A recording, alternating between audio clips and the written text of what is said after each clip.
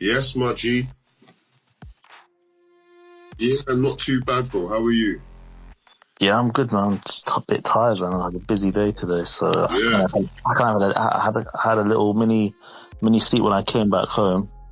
Power nap. Yeah, a little power nap.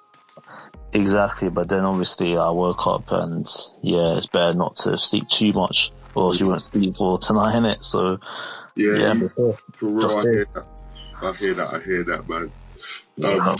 Just to let you know, Jay will be, I think he's still working at the moment, so I know he's going to jump in at some point, you know what I mean? And then obviously when he's ready, he'll jump in with conversation and stuff.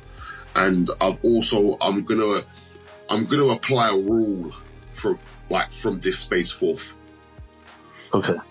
So when people come in, I'm going to let them know, listen, bro, obviously I'll bring you in, everything will be blessed, but just know, if you want to speak, just put the emoji in, like you're raising your hand, raise your hand.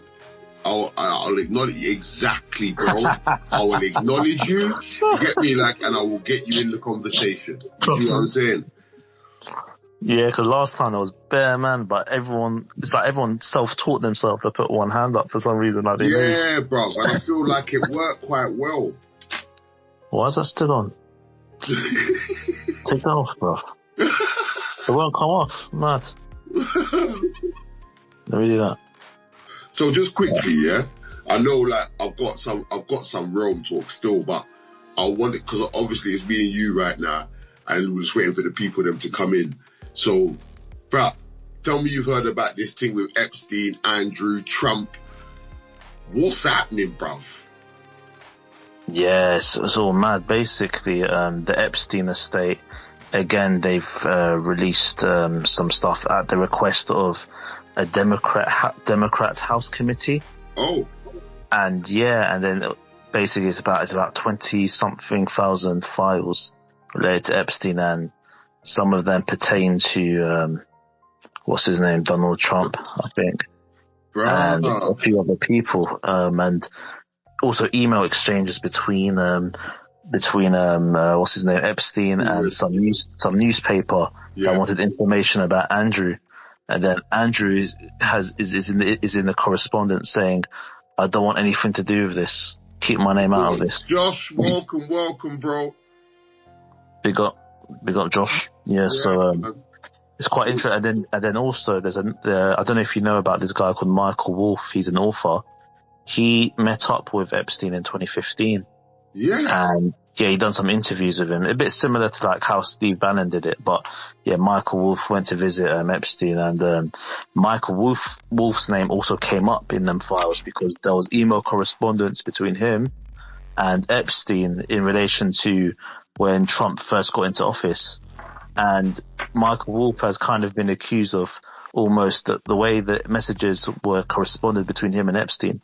It's almost like Michael Wolff was colluding with Epstein because Epstein's asking Michael Wolff for advice about what he should do about stuff he knows about Trump. So he's basically, you can basically say he's in this Michael Wolff sort of in the position like what's his face? John Podesta, I think his name is. Who's John Podesta? So this dude, right? So do you know about Pizzagate? Yeah. Yeah, so in Pizzagate there was all them emails, right? Especially the emails that Trump was talking about also. Yeah, give me 1 second. Let me just answer this door. Give me 1 second. Josh, I've sent you the invitation to come in and be a speaker. All you got to do is just accept that, and then boom, you can come and jump in, bro. Give me 1 second, people.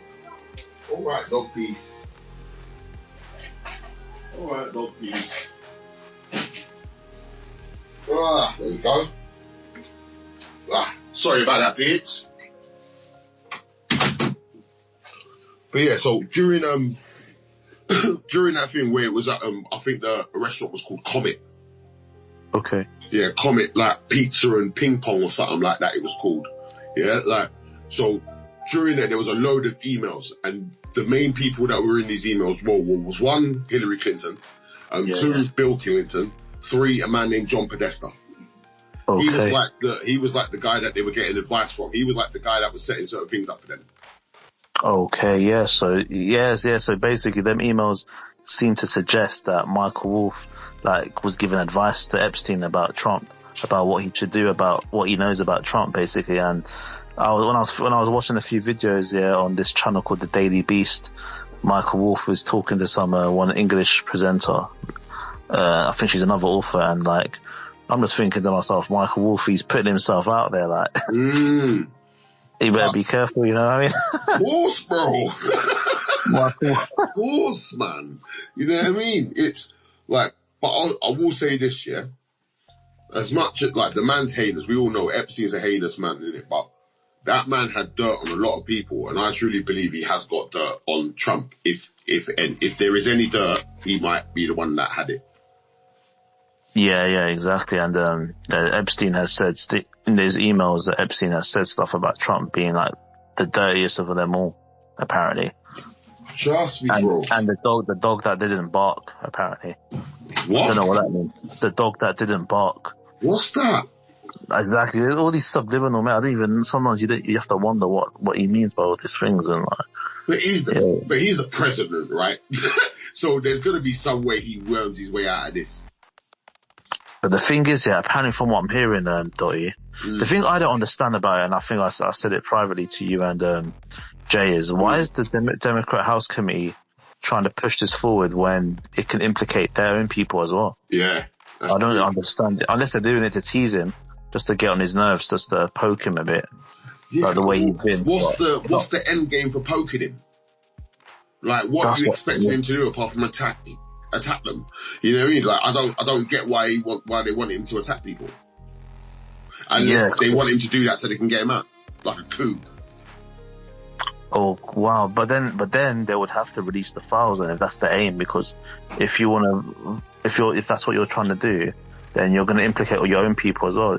It feels like almost like you're self-destructing. It's a bit weird.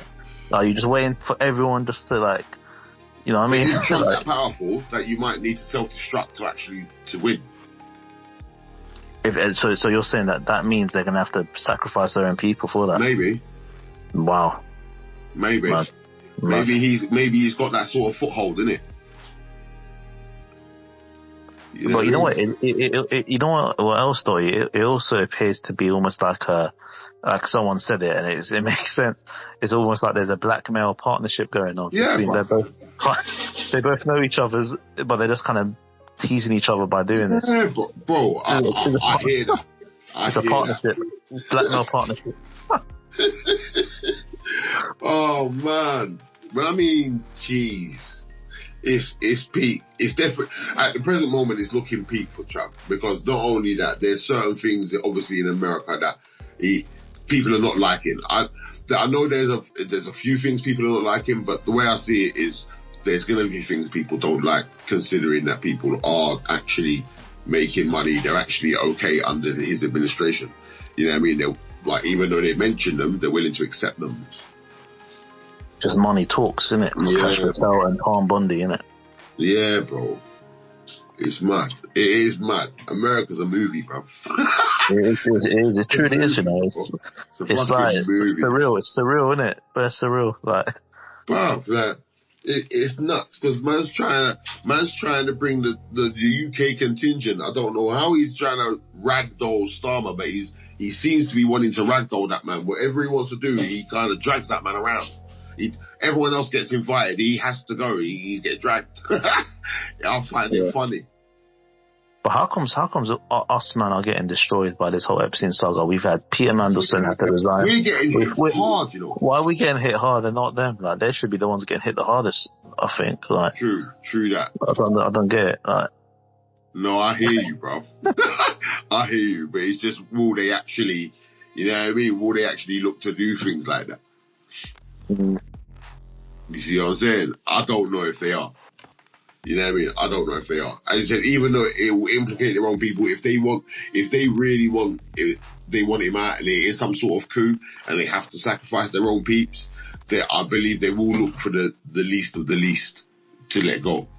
Because they don't want to let go of certain people. Especially in a place like America, bro. America's mad corrupt. Yeah. But the thing is, the people that are going to get let out are going to get exposed. They're all going to be the older generation. They're not going to be the people currently now, innit? I think. No, I hear that. I hear that. Definitely. But what I'll do is we'll get into some road talk still. So I will ask the question. You know what I mean? Because I've just sent out some more messages. I've sent out some more DMs still. So you know what I mean? Hopefully people get those. What's been happening in your realm, bruv? What you been seeing? What you been reading? What you been listening to? What's been happening? Ever since there was that talk about income tax and Rachel Reeves, yes, I've not heard anything after that. Still, I mean, I've heard that she's kind of hinted that it's going to rise. I think, I don't know if I'm correct on that. So there are certain manifesto pledges that she and Starmer, you know what I mean, and obviously Rayner at the time, you know what I mean, were like absolutely adamant that they were like, no, we're not going to touch those in the budget. And even though they fucked around in the first budget, they didn't seem to touch those. Yeah, it seems like they're going to touch those this time. They're about to raise that shit and do cuts on certain ones, and you know what I mean. So I believe certain benefits are getting cut. Certain things that you can't get no more. I do think certain things like that is going to start happening, and obviously it's caused a bit of a backlash. Okay. You know what I mean? It's definitely tacky for Starmer and Reeves at the moment. And the thing about it is, obviously, we know, in the next, what's the date today? The 13th. So in the next 13 days, like, she's going to have to speak to the nation with a budget. Okay, man. Because the autumn budget is kind of like, basically she does that on the 26th of November. Oh, man. So that she'll announce everything. Yeah. Like everything that we're worrying about, anything that we hope would happen, we will find out on that date. More than likely around 2:00 in the afternoon. But you know what? And they'll televise it. But you know what, though? You got to admit, though, Dottie, that regardless of what decision they make, any politician, any party in that position that with the economy of the way we're in are going to make unpopular decisions anyway. So it's not even a thing where, it's just Labour. Like anyone in that position would be getting the same, you know what I mean? Yeah. Condemnation. So it's almost like they have to do what they have to do, innit? You can't, there's nothing else they can do. They can either up the tax or just make massive cuts everywhere. But they're going to try and do both. But I think the taxes they're going to do the most to get the money back from everything, if that makes sense. No, I hear that. I do hear that. It's mad crackers, bro. It's mad crackers. It's going to be mad complicated as well. In what way? So, bro, it's just. I think it's going to be complicated because I don't even know if they know what they actually want to do. I still think they're tweaking this thing.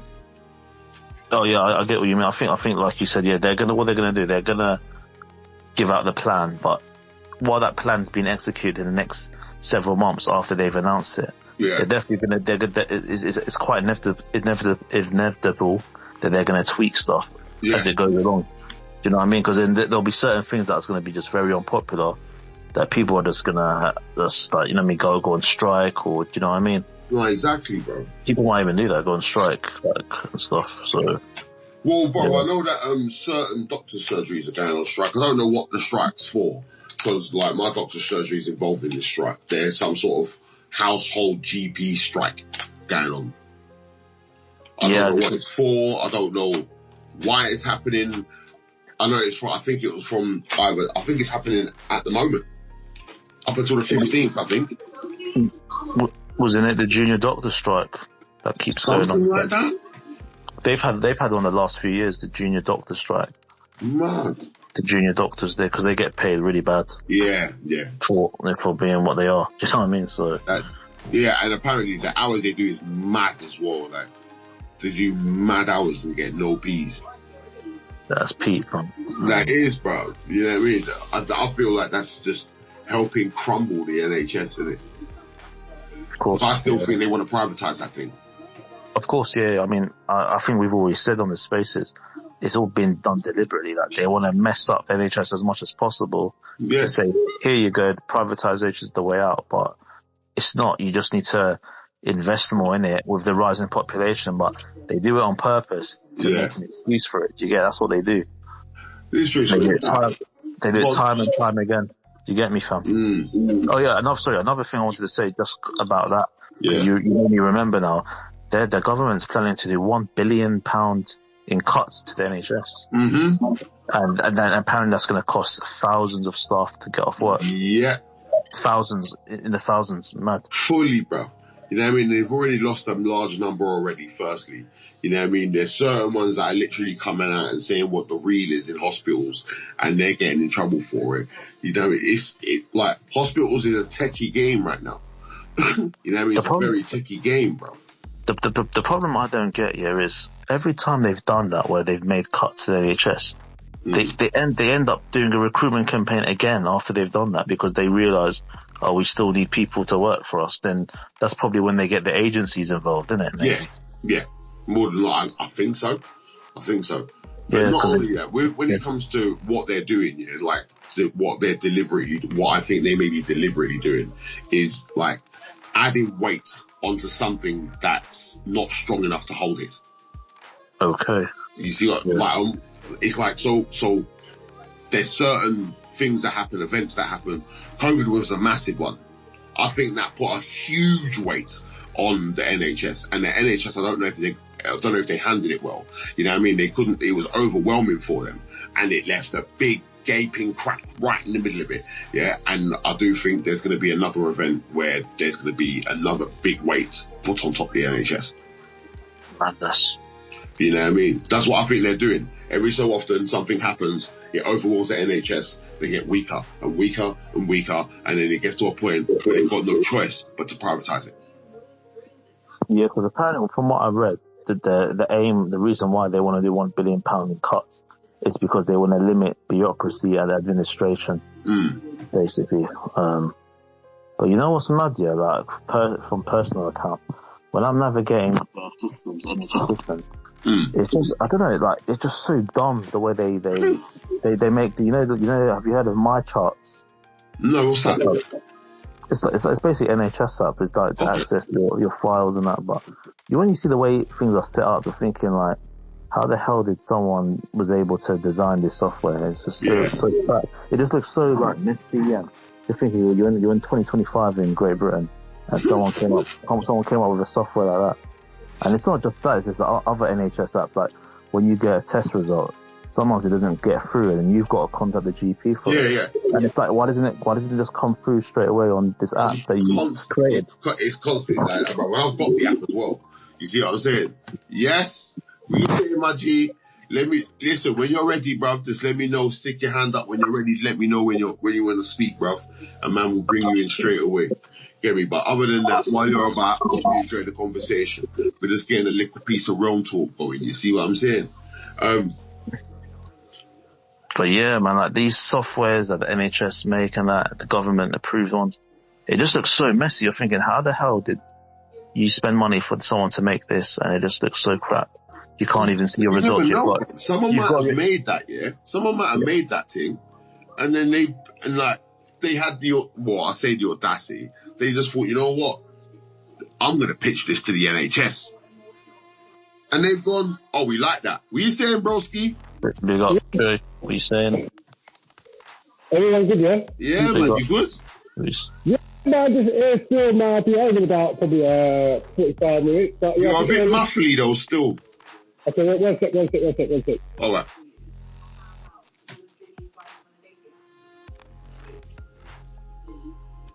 Yeah. No, but trust me, like that, I do think that the NHS is just there to be weakened. You see what I'm saying? Exactly what we've said. Yeah, like that software, bruv, that I'm talking to you about. Bruv, it looks so messy. I'm thinking, how the hell are you making this software for the NHS? Yeah, it's mad. So and it's not just what is the NHS app. There's many apps that you get that kind of connect. So I have some Opus something app as well. You know what I mean? That's not just it's to most NHS. It's like a patient portal. Like, it's mad, bro. They keep, and like, it's a bit mad. And the way they want to grab your details and that, I haven't, like, I couldn't do it. I was like, nah. I'll just turn up at my appointments that you send me. Like, I'm not putting that thing there. I've already got the NHS app. That's good enough for me, mate. What are you talking about here? What app? So what we was talking, like, technically about the NHS, yeah, and how, like, basically the amount of events that happened that's weakened it. You know what I mean? Like, COVID was a big one. It weakened the NHS and was very overwhelming for them. You see what I'm saying? And like I said, there is a possibility that another event could be reaching that breaks them so bad that it could, like, there's no choice but to privatize the NHS. Oh, which is very, very likely as well, man. Like, I just don't see, and Joey was talking about all these different apps that you got for the NHS, and it's like, how, like, these people are just making, you don't know if they've got back doors into certain things or all sorts through these apps, you know what I mean, through the coding and all that, you know what I mean? So, what happens now, like, if they've made this and gone, I'm gonna pitch this to the NHS has gone, yo, I like this, you know. You know what? Let's try this out. They tried it out. They liked the trial. They started using it. All of a sudden, someone's got a backdoor to bag up people's details. Real talk, man. I mean, realistically, we're going into that dangerous era at the moment in the digital world. And I'm sure there's loads of people at the moment learning how to hack stuff, man. Because they don't do it. No, I hear it. It's mad, bro. Like, but I do think that it's one of them ones where that's going to happen. Something bad's going to happen, and it's going to be so overwhelming. They're going to go, what are we supposed to do? What are we going to do? There's not much we can do. You see what I'm saying? It's mad, bro. Yeah. That's true, man. There's not much they can do. Once it's all fucked up, like, we see all them leaks of stuff happening through computers and laptops here. Once it's done, there's nothing you can do about it, innit? Yeah. No, I hear it. But I've got some real talk here quickly, yeah? Do you know what I mean? I'll just read a piece of what I've got. So the title states, yeah, and this is something that I wanted to speak to both of you about still, yeah, because I don't know if you've actually heard of it, or if you know about it, if you know anyone that's actually gone and tried to do this, you know what I mean? But the title states, vaccine injury scheme has cost taxpayers more to run than is paid out to victims. Yeah, and campaigners are calling for urgent reform to an inefficient and ineffective compensation scheme. Yeah, the payment scheme for people injured by vaccines, yeah, has cost taxpayers more to run than it's paid out to victims, official figures suggest. Yeah, fueling calls, yeah, for urgent reform. The government has spent more than 25 million since November 1st, 2021 on medically assessing thousands of claims that vaccinations have left people seriously disabled. It is more than the total of 23.6 million 26.6 million that since that date has been paid out to 197 victims, with each claim worth around 120 grand. The Vaccine Damage Payment Scheme, the VDPS, was established in 1979 and pays tax-free cash to those deemed to have suffered life-changing injuries as a result of certain vaccinations, including those against COVID-19. 1 second. It awards a one-off £120,000 tax-free payment to people who have been severely injured or to the families of those who have died, yeah, as a result of a vaccination. A person must be judged to be at least 60% disabled for the one-off payment, which is funded by taxpayers. The scheme uses GMC registered doctors with at least 5 years of experience to assess claimants' medical records and other paperwork and decide on the balance of probabilities whether a claimant has become disabled as a result of taking a vaccine. However, the scheme has been heavily criticised for being too slow to assess cases. Victims also claim that the payouts are insufficient and that the threshold claimants must meet to qualify for a payout is too harsh a measure. Kate Scott, whose husband was left with permanent brain damage after taking the AstraZeneca vaccine against COVID-19, criticised the imbalance between the money the scheme costs to run and the sums paid out. She said it offers too little to too few, too late, and it's more costly to administer than the benefits awarded. What's the thoughts on? Have you heard of the vaccine? What's it called again? Sorry, 1 second. The VDPS. I know that vaccine damage payment scheme. Have you even heard of this before? I didn't know it was from 1979. I knew there was the COVID one, but I didn't know that it dates back to 1979, as you said. Yeah. More do I think of it? Yeah, I think they're deliberately trying to make it slow because they don't want to pay up people that have been damaged, innit? So it's done deliberately on purpose for that. And yeah, I think they should get their compensation for not seeing for not being informed enough about the side effects of some of the vaccines. Look, I hear that. AstraZeneca got taken off though, like compared to the other ones. They really got that taken off. AstraZeneca, like that got a lot of stick, that one. Oh yeah, it did. Well, think about it like this: they made it in about 80 days, and they said you can store it in a fridge. Think about it like that. Think about it like that. It took less than 100 days to make. Yeah, and they said, like, listen, you can actually store these in fridges. Yeah, and that was not the motive. Like, it was not the motive. And that's what they went with, and it fucked people up. Yeah. Yeah, I mean, I haven't got anything against, obviously paying, we've got to pay for it. Although I believe that obviously pharmaceutical companies should be paying for it, not the taxpayer. Big pharma. These people have gone through a madness, yeah? And it's so bad and evil because, like you're saying, the guy had brain damage from a vaccine. So his whole life is fucked up. And you're going to give him how much? 120,000? Yeah, it's like a one-off payment of 120 grand. Yeah, that's just ridiculous, bruv. Like, it is, and I think the reason why they're not paying it is because they don't fucking have money, bruv. Like, no one has money. I mean, the vaccine companies, they don't want to say, yes, we fucked up, because then everyone will start claiming off them, innit? So I think the money situation on it is not enough for the people who've been injured.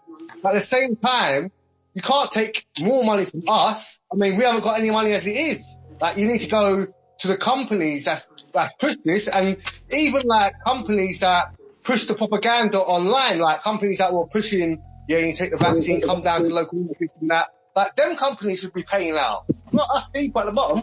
Yeah. Yeah, I agree. I hear that. Fuck that, man. Why is that coming through us?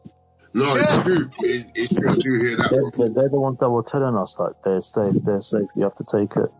You know what I'm saying? So.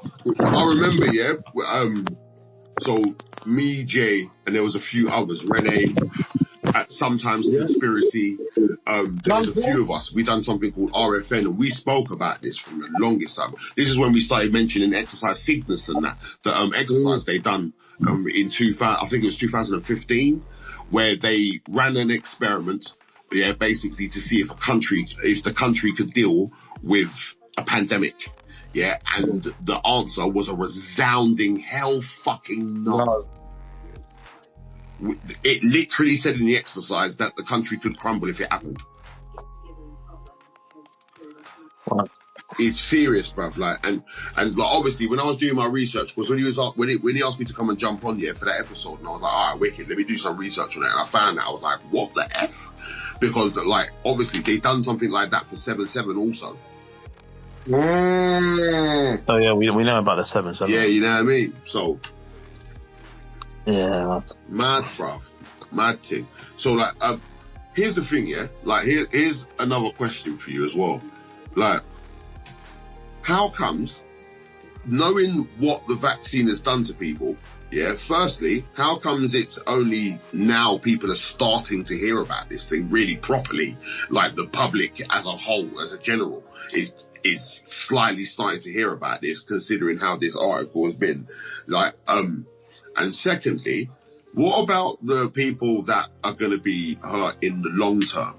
the ones that will be affected in 10 years, 15 years, 20 years, because we know vaccines do that. So what about those? You know what I mean? They already know that they're going to be F because it's been diagnosed. They're going to be finished. It's going to be curtains. You know what I mean? Like, and I'm not saying that they will pass away or anything. I'm just saying, like, their life as they know it will change dramatically, and they might not like the change because it ain't going to be a good one. What about why are these not being looked at? Why are they not being assessed? Because I don't hear nothing about those. What, the people currently seeking compensation, what they're going to be like in 10 years? So, you know, like, obviously there's these vaccines, yeah, obviously have got certain things in them, as we know, that, like, as well as synthetic stuff in it that goes and attaches DNA, basically, goes and tries to change it. You know what I mean? But it's also got other things in it, as well as normal table salt. Like, I found that funny. Yeah, but there's certain things in it that can actually harm you. I think it was Moderna at first, where they first found carcinogens in their vaccine, which we know causes cancer. You know what I mean? So, like, with all these things that's happening, we know that in time, they're just going to get worse and worse and worse. You see what I'm saying? Like, and they've been told this already. So why not these people that have been told this already? I haven't heard anything about these people being assessed. Why are they not being assessed? It's just people that, like, it's directly straight away something's happened to them. Yeah. I mean, this is what I'm thinking, yeah? So, the question that you're asking is, how about the people who are going to have injuries in 5 years' time, in 10 years' time from this vaccine? But I'm talking about the ones that know this. They know that something's, they've now have something that's terminal. You know what I mean? They already know this, and they know what's caused it. You know what I mean? But there's no mention of these cases in this article, but there's mention of other cases. Yeah. So obviously with all that kind of stuff, they're only going to cherry pick.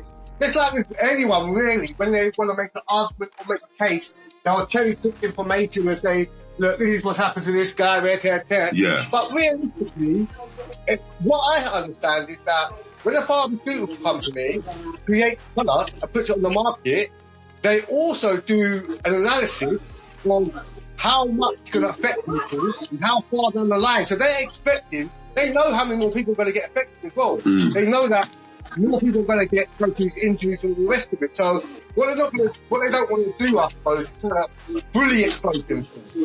But on the other side of it, quickly, I'm so shocked because I'm speaking to people today, in today's age, like in the last 2 weeks, they're telling me, yeah, I'm going to go and get my COVID jab. And I'm like, what? Must be mad, bro. What happens to people that had the COVID jab? And people are still going to get it. So I don't think it's been exposed enough. And I don't think people are aware enough of what the actual dangers of the are. And I think it's still kind of in that conspiracy era where people think, you know, other people are taking the vaccine, they're cool. I'm taking the vaccine, they're cool. Like, this is all kind of conspiracy kind of thing. Oh, so, I hear that. No, I hear that. On the flip side, just on the flip side of this, I'm going to ask this question to both of you.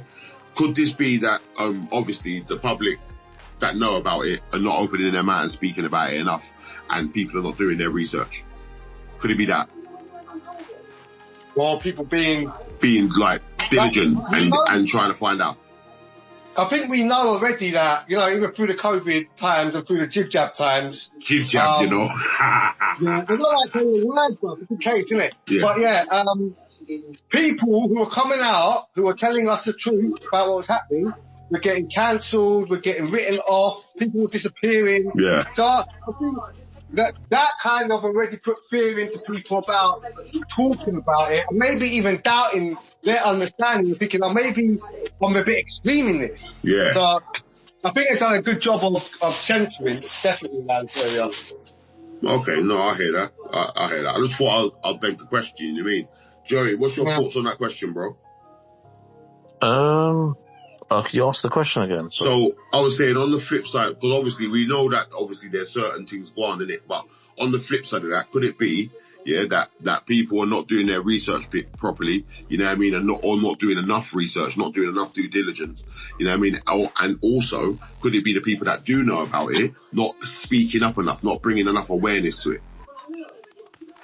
I think what it is both as well. And I think ever since the COVID era, I think people are just getting on with their lives, isn't it? So they're kind of not paying attention to it anymore.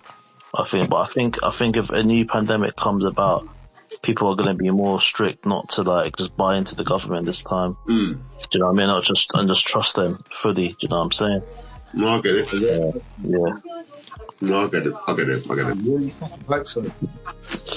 But it's definitely like, I do think they need to do some sort of reform on it though. If it's costing people more than it's actually doing, it's supposed to be paying people that actually genuinely need it. They're making cases really hard to actually get this money. You know what I mean? Certain people don't know about it. There could be people that's damaged right now. They don't even know that this is about. You see what I'm saying? Like, and that might not even be their fault, because obviously the people around them are focusing on that one person. So it might not even be the people around him and that person's fault. They might just be focusing on that. You know what I mean? But so I think there maybe needs to be some more awareness on it as well. Also, maybe one more element that it might be is the fact that people might have had injuries, but have attributed it to something else rather than COVID. Yeah. Oh, I've been doing this all my life, I've been drinking, and that's why I'm like this now, kind of thing. So you might find that as well, I reckon. But the thing is, you're going to have to prove that it's the vaccine. Like, let's say you've taken the vaccine, and maybe after 5 years, 10 years, 20 years, you might develop cancer or whatever. Yeah. But it's going to be hard to prove if that was the vaccine or not, because it's not like, I reckon technology, like medical technology will be up. I reckon a little bit. Like I reckon it will be up a bit. I reckon it will be quicker to notice certain things. I do reckon that you'll be able to tell if it was a vaccine or not, just because of the certain things that's happening. That'll be very good. That'll be very good if medical technology can prove that. But from what we know now, if you've had something happen to you after a few days of taking the vaccine, you'll notice a difference. But if you got 5 years, 10 years, that's very hard to prove. That's very hard to prove. No, I hear it. Unless there's a big study out there, that sees the increase in diseases amongst people over a long time, and then they see how many people took the vaccine, then maybe you can have some test that proves that. Do you know what I mean? Study it, but I don't think we need proof. Yeah, I think if we had the jab, and people have automatically had blood clots, brain clots and strokes and have all these things from it. If that happened 20 years down the line, people would automatically know that this could have been caused by the vaccine. You wouldn't even need proof, because the vaccine is going to have injuries which are very specific to the vaccine, and you're not going to get them injuries throughout anything else in life. So, for instance, you're not just going to one day you're a healthy guy, and then 10 years down the line after a vaccine you have a blood clot in your head. Like, that isn't natural. So you're gonna know it's something to do with something that's going on in your life, and then all you got to do is look at history, and then what's caused stroke? What's caused blood clots? This is what it caused. So I think the proof side of it isn't too necessary. I think people will automatically think like my pops and my second cousin both had strokes. Yeah. Oh shit. Now my sister-in-law's dad, he's like he's same age as my dad, 70. Yeah. He's 70. But they're Filipino. They're healthy people. They eat good. They're active. They're all the rest of it. Yeah. And he had the vaccine all the way back then. But then as soon as that happened to him, everyone was like, "Did you take the vaccine?" No, he was like, "Yeah." And he was like, "Yeah, the vaccine." This is like 5 years later. And the same with my second cousin. People didn't have to think like, "Oh, I need proof that this blood clot or this stroke was due to the vaccine." She was just like, she's my age. She lived a good life. She travelled around the world, ate healthy, always encouraged good health and that. And she just, boom. And then automatically you're going to think, well, it's not because of her lifestyle. It's not because of her it's only going to be because of one reason. It's only going to be because of the vaccine. So I think the proof of burden isn't going to be really important. I think it's the fact that people are really going to associate certain injuries with the vaccine automatically. Which I found a little bit funny as well, considering that the hospitals and all them ones, were trying to attribute like normal arse accidents and calling it COVID. Yeah. But, I mean, again, when you talk about proof, I would say 100% if you're looking to get compensated, you either need proof. You're gonna need something. You can't just say, well, we're tear this and that. You're gonna need proof. But I think generally, mentality-wise, people are automatically gonna assume certain things. Like, for instance, yeah, if you have like liver disease when you're 40, yeah, your first question is, do you drink a lot of alcohol when you're in your years? Because you know that liver disease comes from alcohol primarily. So you don't kind of think, oh, I need proof that it wasn't the pills or it wasn't my lifestyle. You genuinely think like, okay, cool. It's probably because I've drunk so much. This is the outcome of it. This is the result. No, I hear that. I do hear that, but no long term. It's just crazy, bro. We need to spread some more awareness with this vaccine damage payment scheme, man. I do believe there's people out there that might need that sort of help. You know what I mean? And they're not getting that, don't even know about it. You see what I'm doing? So hear what I'm saying, yeah? Like, either later on after the space or tomorrow, I will find a link. I think it's Gov. I think it's the government website. You can go and look for it at. You know what I mean? And I'll put the link up on the page still on the Conspiracy Cave profile for people to go click that if they need to. You know what I mean? Yeah. It's a fucking sad topic, man. I'm telling you. It's mad, bro. You know what I mean? I just wanted to hear your thoughts on it still. Because someone spoke to me about it and I was like, no, I need to speak to them, man, about that. You know what I mean? That's a madness, bro. How is that? I can guarantee you, I could go to a bag of people that I know right now and go, you know about this? And they'll be like, ah, what? No. You know what I mean? So it's crazy to me that this is happening. And not only that, you know what I mean? As it says in the article, like, it's mega hard to even have your case assessed. You see what I'm saying? It takes so long. And then when it gets assessed, there's still a possibility that you're not going to get that because they don't deem your injuries, you know what I mean, as worthy of being done by a vaccine. So it's scary times, bro. Brother, all I say is, people, don't get any jib jabs in you, bro. Just be healthy, live life, live a healthy lifestyle. You feel alright, mate? Straight up. I have to agree with that. You know what I mean? But let's get into a topic or two. I've got a topic here which is quite recent. It's actually trending right now. So, the BBC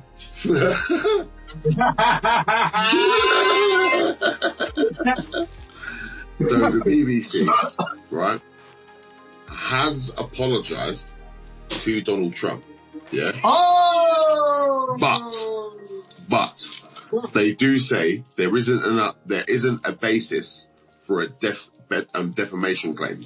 So they don't believe there is enough for him to actually try and sue them, but they will say sorry. But really, I mean, realistically, everyone knows what they did. They completely doctored something, which was very important. It's January the 6th insurrection. That's what everyone's talking about. So I don't know how they're saying that. Carry on. And then not only that, just before I read the rest of it, like, you've got two of the biggest jobs, the people in them. I can't remember the woman's name. But I think it's Tim Davie, the Director General of the BBC, and then the CEO of BBC News. They both stepped down before this came out. I bet they did. You see what I'm saying? And if you're saying there ain't no thing for a claim and you believe that, cool, everything can be blessed, why are you leaving your job? And he was only in it for 5 years. They're trying to say a job like that, you should be in for the long haul, bruv. And he was only in it for 5 years. That's a shit and a shave, bruv. Yeah. Get me? Like, he was in for a shit and a shave and he was gone again. Yeah. Like, very good point. Mad. But let me read a piece of this for the people then. So, the corporation said it was an error of judgment and the program will not be broadcast again in this form on any BBC platforms, but it added that it strongly disagrees that there is a basis for a defamation claim. It emerged earlier Donald Trump's legal team said the US president had not yet filed a lawsuit against the BBC over the broadcaster's editing of a speech he made in 2021 on the day his supporters overran the Capitol building. The legal team sent a letter over the weekend threatening to sue the media giant for $1 billion and issuing 3 demands. 1, issue a full and fair retraction of the Panorama program. 2, apologize immediately. And 3, appropriately compensate the US president. I like that one. Yeah. So on Sunday evening, 2 of the BBC's top figures, including the Director General, resigned amid the edit and concerns about impartiality. In a statement, the corporation said lawyers for the BBC have written to President Trump's legal team in response to a letter received on Sunday. BBC Chair Samir Shah has separately sent a personal letter to the White House making clear to President Trump that he and the corporation are sorry for the edit of the president's speech on the 6th of January on 2021, which featured in the program. One last piece. The BBC has no plans to rebroadcast the documentary Trump, A Second Chance on any BBC platforms. While the BBC sincerely regrets the manner in which the video clip was edited, we strongly disagree there is a basis for a defamation claim. What's the thoughts? Yes, Live Lounge. You know, if it happened the other way, the BBC would be suing the fuck out of me, bro. Do you reckon? 100%, fam. No, Bob, this would be one of their main things, Bob. Like, they will be jumping on this bandwagon, but yeah, man. It's obvious defamation.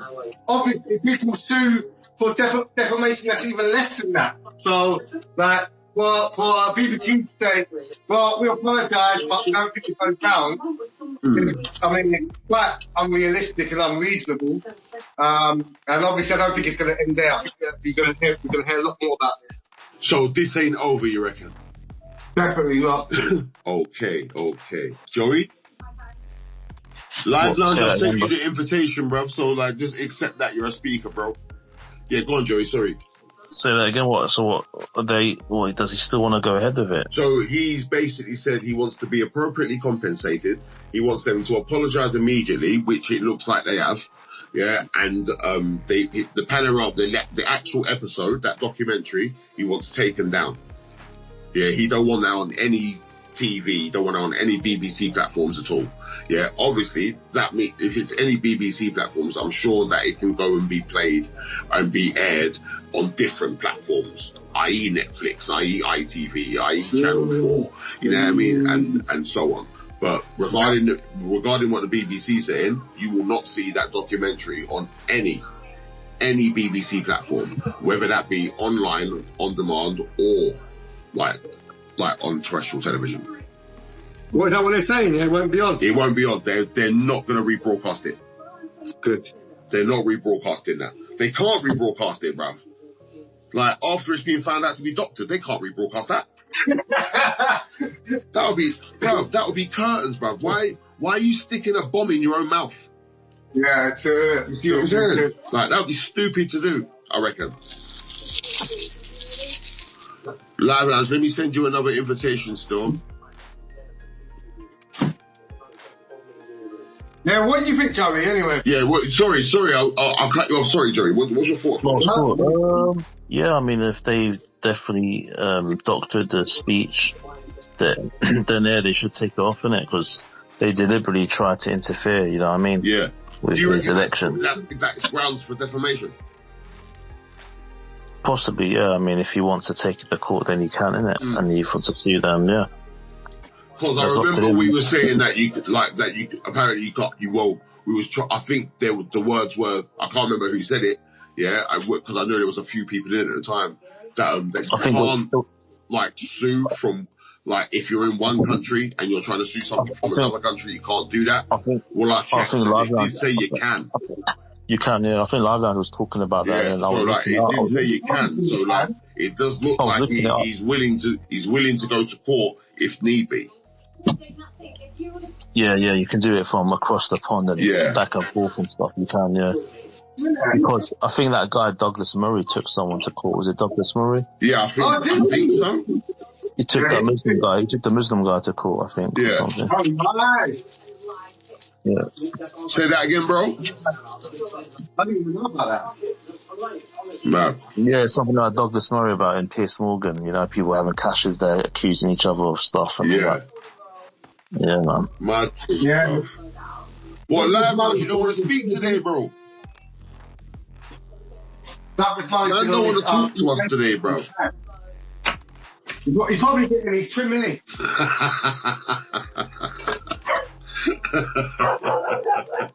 Oh, man.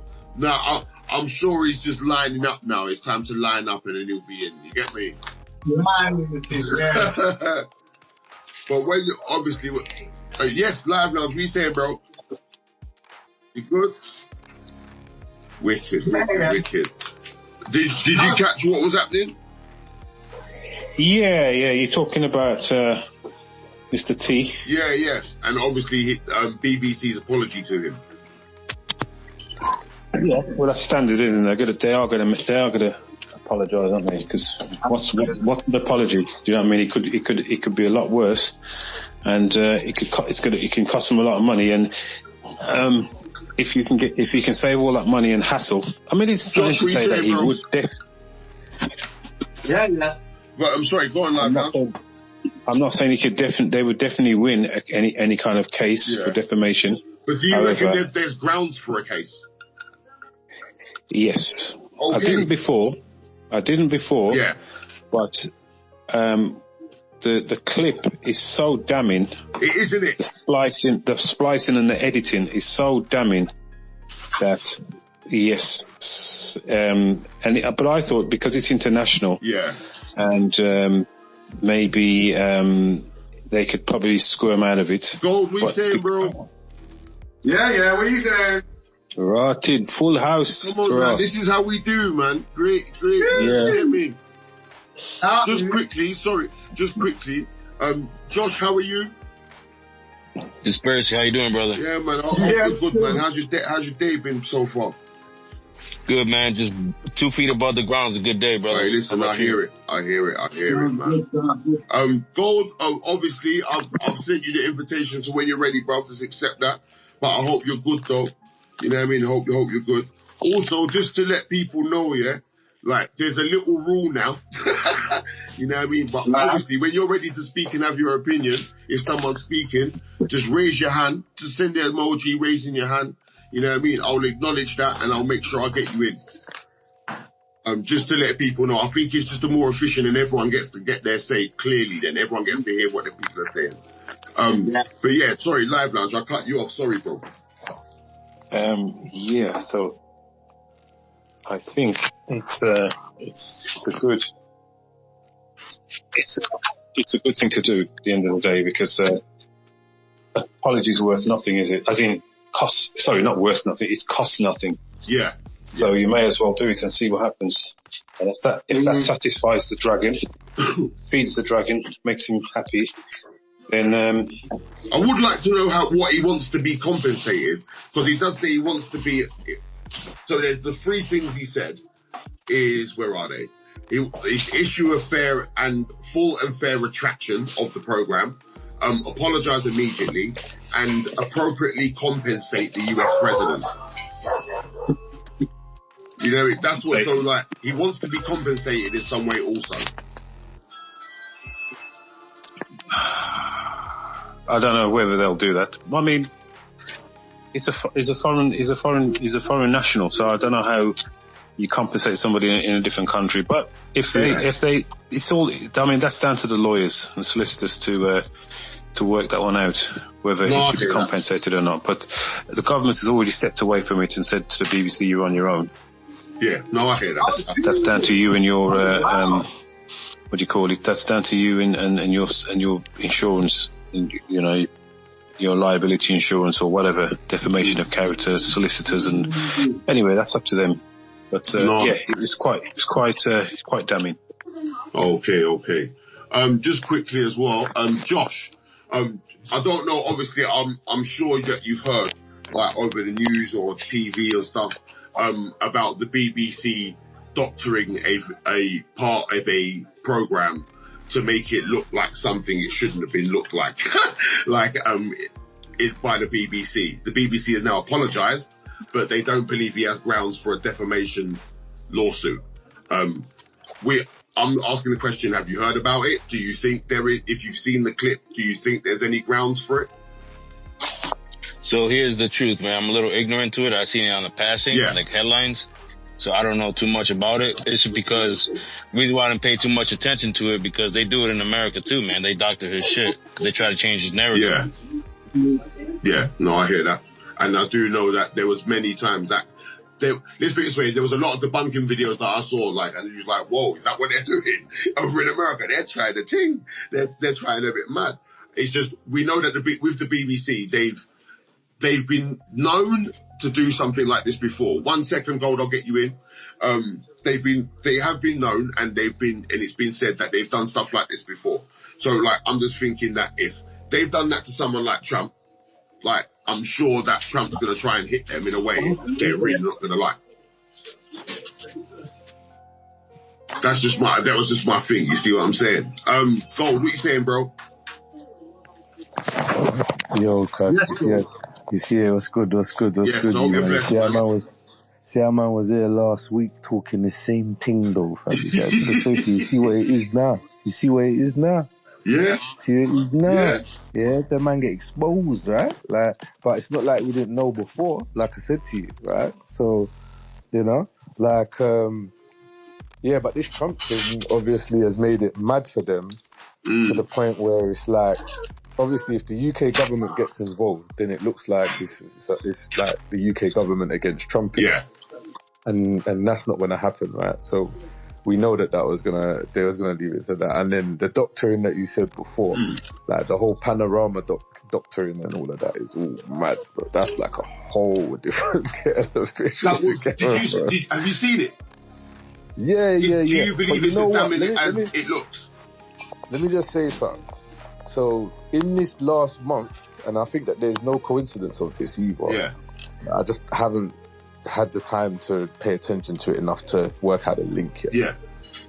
But there's 2 footages, that have been talked about in this last month or last 2 weeks that they doctored like that much of it. Do you understand? Yeah. So the first one is this one, it's an hour, like they doctored 50 minutes, How you doctoring 50 minutes of a man's speech, That's nuts.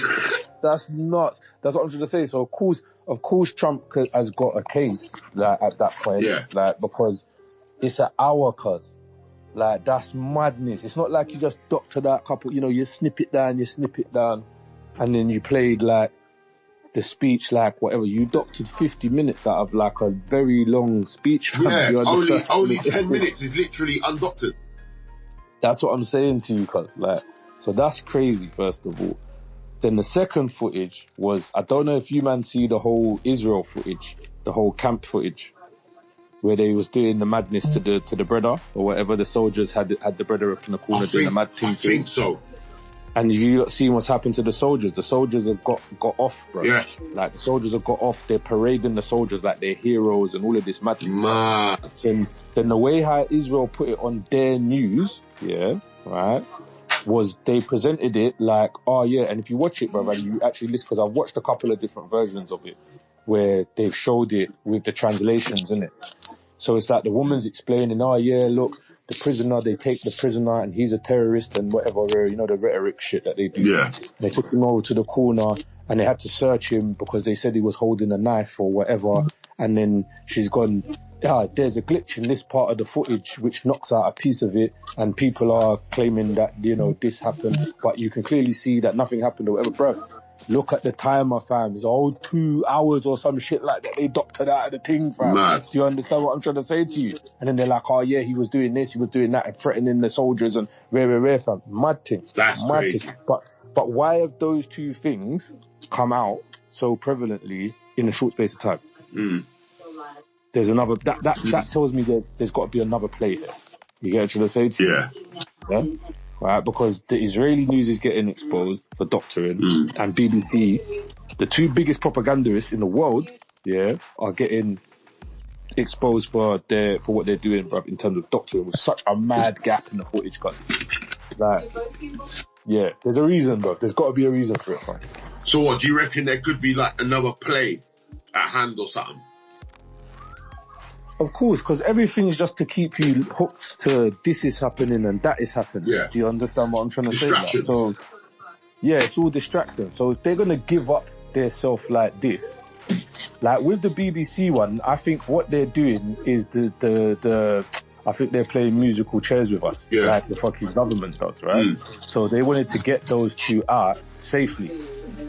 Do you understand? So we've seen it lots of times. When the UK government wants to get people out without criminal charges, they basically make them step down, or you get to say, like, create some kind of situation. Yeah, because they both stepped down real quick. Tim Davie, and I can't remember the woman's name, the CEO of BBC News, but they both stepped down really fucking quickly before that apology came out. Quick. You see what I'm saying? So these are normally people, whenever you see this happen in politics or media, these are normally people that they're trying to protect. And you always find out later on that they were involved in some next thing, like where it's just like unequivocal proof or whatever. Like, not all the time, but, you know, a lot of the time, right? So that's the thing. Like, my thing is that I think that this whole thing is a play to cover certain people up in it. Like, even with the like I said, the Israel thing, like, I think what's going to happen eventually, and obviously not right this second, but I think where we're leaning towards is like Netanyahu steps away from it and acts like he didn't do anything. But I just can't tell you right now who I think would be his successor, because I don't really want to pay attention to sponsoring them. Give me one sec, LiveLounge. Yeah, sorry, go on, G.O.L.D. Yeah, so that's it, innit? Like this, but it's always, we say it all the time in there, bro. Like, it's always the same thing, innit? The DJ comes out, bro. It's my turn to DJ, rude boy. I'm gonna DJ, and all my friends are gonna be playing musical chairs, and all the fucking citizens are gonna be dancing. You understand what I'm trying to say to you, bro? And that's it. Same old shit. Crazy. LiveLounge, what are you saying, bro? Yeah, I think at the end of the day, Trump is going to try to use this as leverage, because whoever heard of Trump saying, I just want an apology, and that's going to be it. It's never going to be just it. I guarantee you. So he's going to want something else. You're saying this ain't over. It's not over. Once you get an apology, it's typical straight up gangster move. You get an apology, so they're willing to apologize. So therefore, what else can I get out of them? So, the head of the BBC has stepped down. Yeah. I've got an idea about the person I want who would be a really good candidate to run in this organisation. That way? Of course. You reckon? I will, yes. They'll want... Well, you don't reckon Starmer will try and stop that? Well, he can stop it. He can't, because he can't put the person in place, but he can say, well, listen, you use leverage when you get leverage, and that's what he's going to try and do. He's going to say, well, you know, what I would be satisfied with if you put the right people in the organisation to run it in the future, and then obviously he'll speak to Nigel Farage, and they'll say, Nigel, who's a good person to, you know, who's going to fight my cause over there in the UK, and they're going to promote you well, because I want you to get in over there, Nigel. So who would be good to run the BBC, so we could kind of get them on side, and then he'll get a few names, and he was like, yeah, because I think I've heard these people are pretty good. Would that not be a powerful move for Nigel Farage though, if he gets the chance? If he gets the chance to choose who runs the BBC, that puts reform in quite a powerful stead, right? When you say they choose, it's all. He will never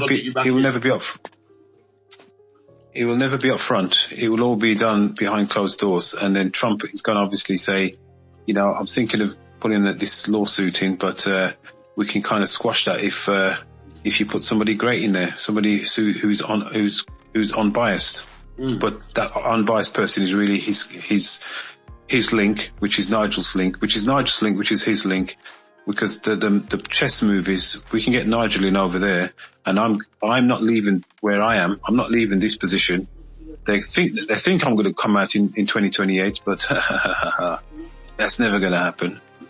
I'm already doing renovations to the White House.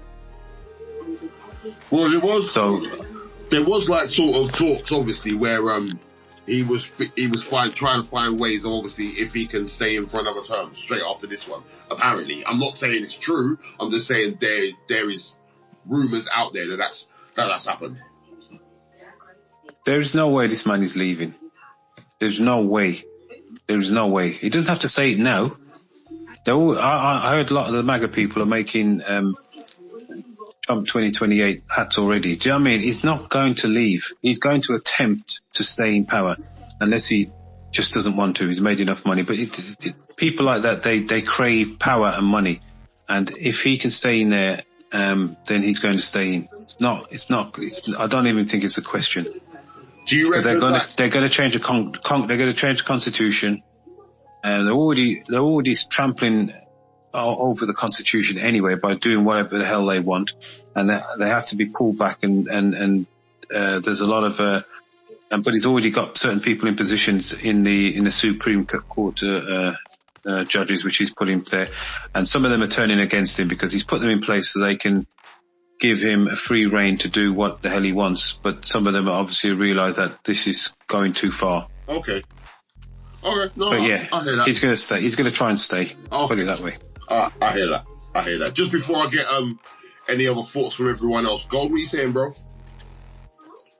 Yeah, no, I was just going to say, yeah, or it could be a reverse play, Live Lounge, like the other way around, like the guys who have stepped down.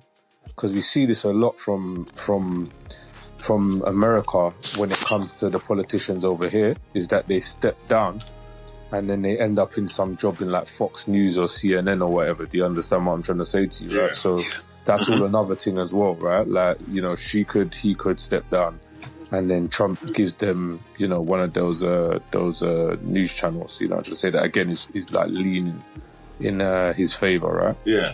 So, he gives who the channel? The people who've stepped down? Yeah, he not gives them the channel, but gives them a job in that channel. Do you understand? Because the thing is, remember that for us over here, or in any type of media, right, going to America is the big break, innit? Yeah. You understand? So it's like those people, like if they've stepped down because, you know, they're going to save face, or the BBC is trying to help them to save face, then the big pass off would be that those people then go and do something, you know, in the American media, you know, or as you said, like do something with the American media over here. Do you understand? Right. So I didn't say say that they would be doing that. You said that somebody he would maybe like he install someone in the BBC kind of thing. Yeah. But those people who step down are definitely anti-Trump. They don't like Trump. That's why they let it go through. Until they get the stimulus package and until their man go and print another, 10 trillion that, and go and bloody, you know, just give them a little change. You brought them off a little 100k here and there. You get to the same to you. Mad. No, I hear that still. That's crazy though. The double bluff, that's mad. Like, the double bluff, bro. Crazy. Joey, Jay, any other thoughts? No, I'm cool, man. I'm cool. Yeah? Yeah. All right. So what I'll do is I'll move on to the next. So, like, carrying on with sort of Trump, this is like going to be like a sort of double thing, because the thing that kind of makes me laugh is my question is going to be really between three people in a way. So Trump believes he's been wrong-footed by China's military purge, suggesting a next step that's going to happen. He apparently has been wrong-footed by a huge military purge that signals China is ready for war, which I believe I've mentioned a few times. Yeah, an expert has warned. Chinese leader Xi Jinping fired top generals He Weidong and Mao Hua last month in a major reshuffle of the Chinese military designed to prepare the nation of 1.4 billion for combat. Both men were accused of serious corruption, with 9 top generals accused of serious financial crimes by the Chinese Communist Party. Since then, bombshell new photographs have emerged showing major construction works underway at a top-secret military base in the northwestern country, including developments that suggest a new underground nuclear testing site. Hold on. Here we go. So China's military maneuvers, come as Trump and his defense secretary, Pete Hegseth, continued their own shake-up of the US military in a war on woke generals, with the US president previously having said he would be ready to dismiss any generals or admirals he disliked on the spot.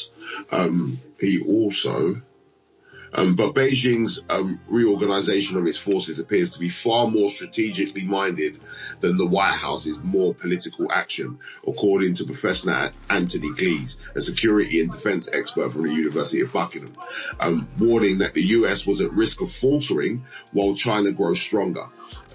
Trump has been badly wrong-footed by Xi. It's not only this new testing base that's of serious concern. Is that not, like, if that's happening, is that not a worrying sign? I'm just asking, like, is that a worrying sign, or could this be another distraction for something else? Like, what's the thoughts on this? What could this be? Well, didn't China deny it? They've been denying it, apparently. Who has? China, they've been denying it. Yeah. Mm-hmm. Yeah, they've been denying their nuclear testing, so it could be a distraction, or to put fingers to China now, because that's the next focus now, isn't it? About their emerging power in the world stage now. So, yeah. That's crazy. Like, that it is. I know their army is huge as well. Their army not like 2 million or 2.8 million.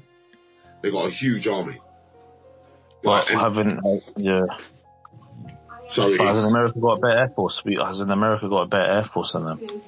Yes, I think they have got a better. I think they have got a better air force. Yeah. But either way, like, if he has been wrong-footed and blindsided, I think it's more blindsided really than wrong-footed. You know what I mean? And it is, even though they've denied it, if it is anything of any stature or any substance, then why are they gearing for war? Why are they actually? Is there going to be some sort of escalation? No, I don't think it's. They're preparing or is this for war. big dick tactics? I know that you kind of say that sometimes it could be like, listen, like, my dick's bigger than yours. Let me just show you how big it is. Yeah, no, there's a strategy. There is a strategy to what they're doing, because if they, as an example, are planning to take back Taiwan, at first, which they do want, really, didn't they?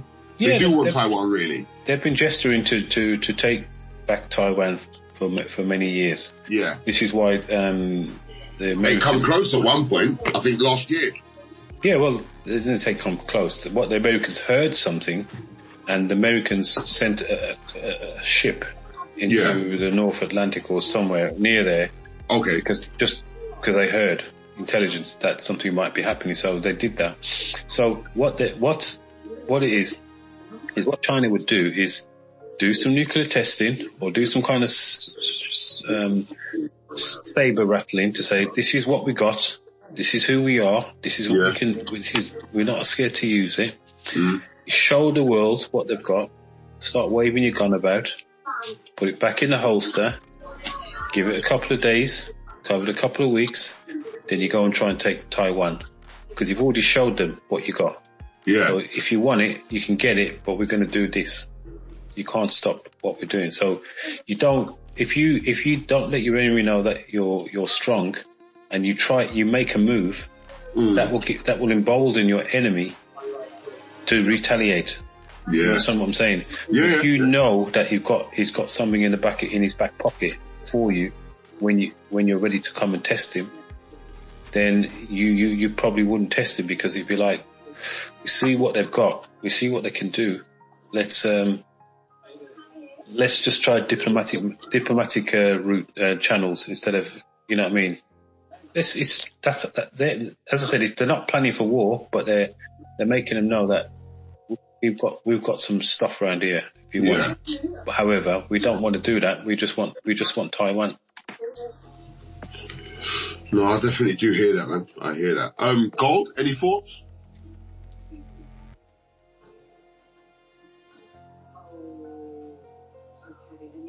That barber's getting around. No barber's making peace. You know what I'm saying to you? Is like, I think a lot of the back and forth with China, as I said over the years, like a lot of back and forth with America, just full stop, is that they like the president says what they say, and then they've got all this legacy of foolishness. To keep up with, right? And they're gonna keep, saying what they say, but obviously, like China, as I said to you, China basically spent 70 years, bro, like looking at them man's thing. Yeah. And said, yo, this is how we're gonna get them man like eating at the palm of our hands, and they literally done it because like silently as well. They've done it quietly.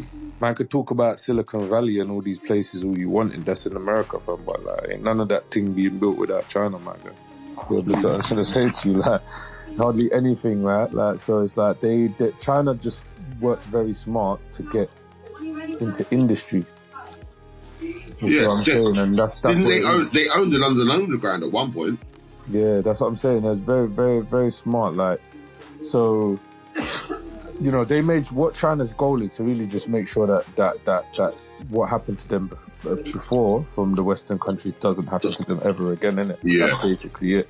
That's what their whole thing's about. That's what their dictatorship is about. That's why they locked off the internet. It wasn't about locking off the internet. Wasn't about stopping the people from necessarily doing things.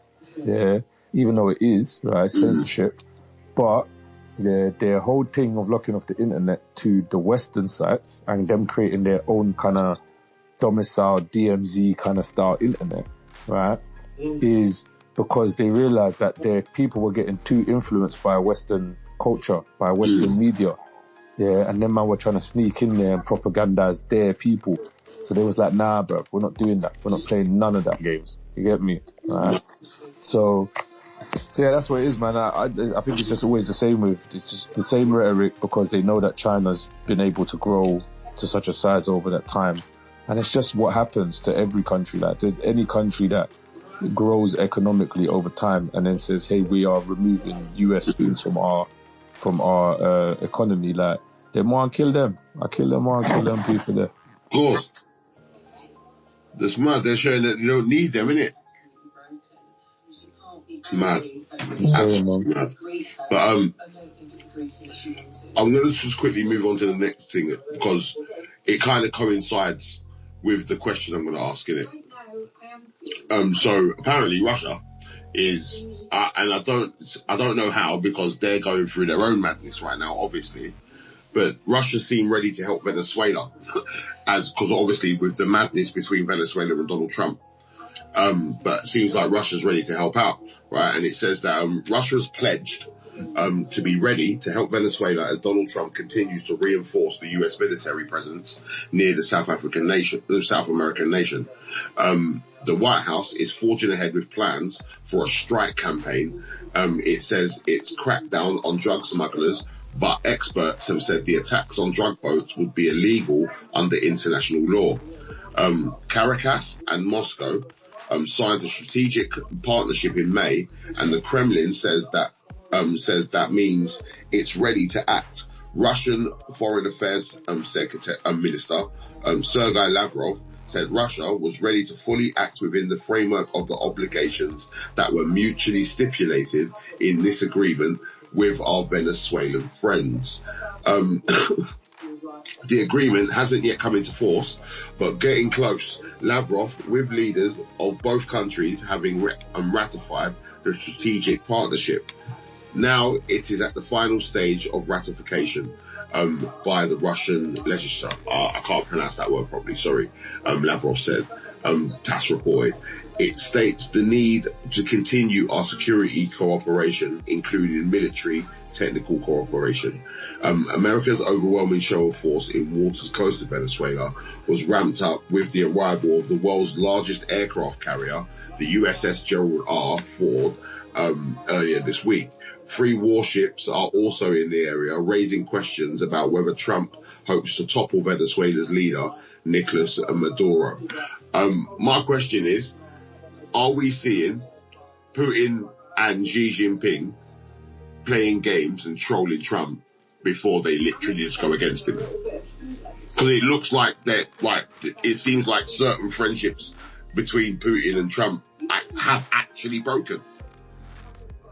Yeah, I mean, it's interesting you mentioned that, Dotty, because I was actually thinking about this, and many other people were thinking about this as well, that they're speculating the reason why he's been striking them submarines is because he knows that basically Russia or China have given Venezuela something, and he's peed off about it. And the fact that you said that there was an agreement in May, that was a while ago now, just gives off the evidence that something's happened. Yeah. And there's been a partnership between Russia and China with Venezuela. And they're probably using that as well as a distraction for America because of what's happened in Ukraine as well. So they're probably using that to distract America from their efforts with supporting Ukraine and Europe. Do you know what I'm saying? So that's interesting developments going on there. Yeah, them submarines, I don't know what's the reason with him striking it. Like he's saying it's to do with drug supply, drug trafficking. That's what he's saying. So like obviously drugs coming from there to America. Yeah, man, but even then, like striking off like for that, I mean, you need to like arrest those people. You can't just kill them. You know what I mean? They have to go to court and you do things the legal way, innit? So it might be more stuff to do than that. I don't know, but like people have been speculating that something's been given to Venezuela and he's peed off about it and he's aware of it. So I don't know. That's mad. I hear that. Yeah, Live Lounge. So I mean, yeah. So basically, I think he obviously has. He's trying to bully Venezuela. Yeah, because they're not on the same level as militarily. No, they're in every way compared to like obviously North America, they're tiny, right? Yeah, absolutely. They're not even part of America. They're South America, which is completely different. So, if he can, if Russia can see an opportunity for them to side with Russia, who sides with China, who sides with, do you know what I'm saying?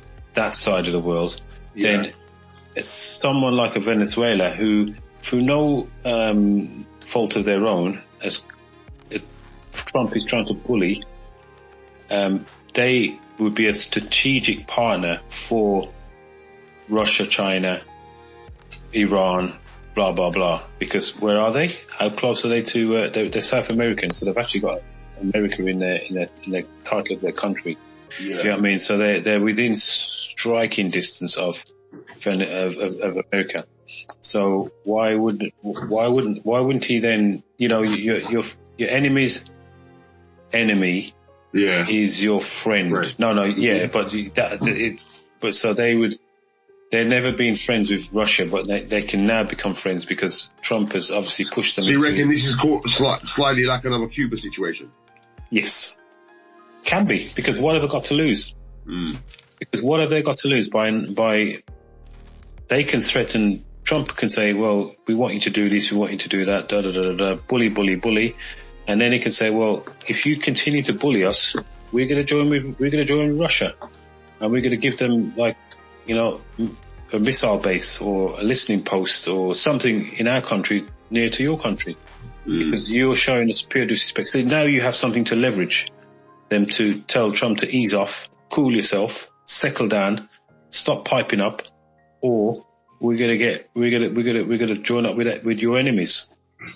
But do you think that bridges have been burned between Putin and Trump? Do you think, like, honestly, I think maybe like some bridges might have been burned for him to be taking this stance and obviously signing that thing in May as well, kind of like just cements it, right? I feel like it kind of cements that some bridges have been burned.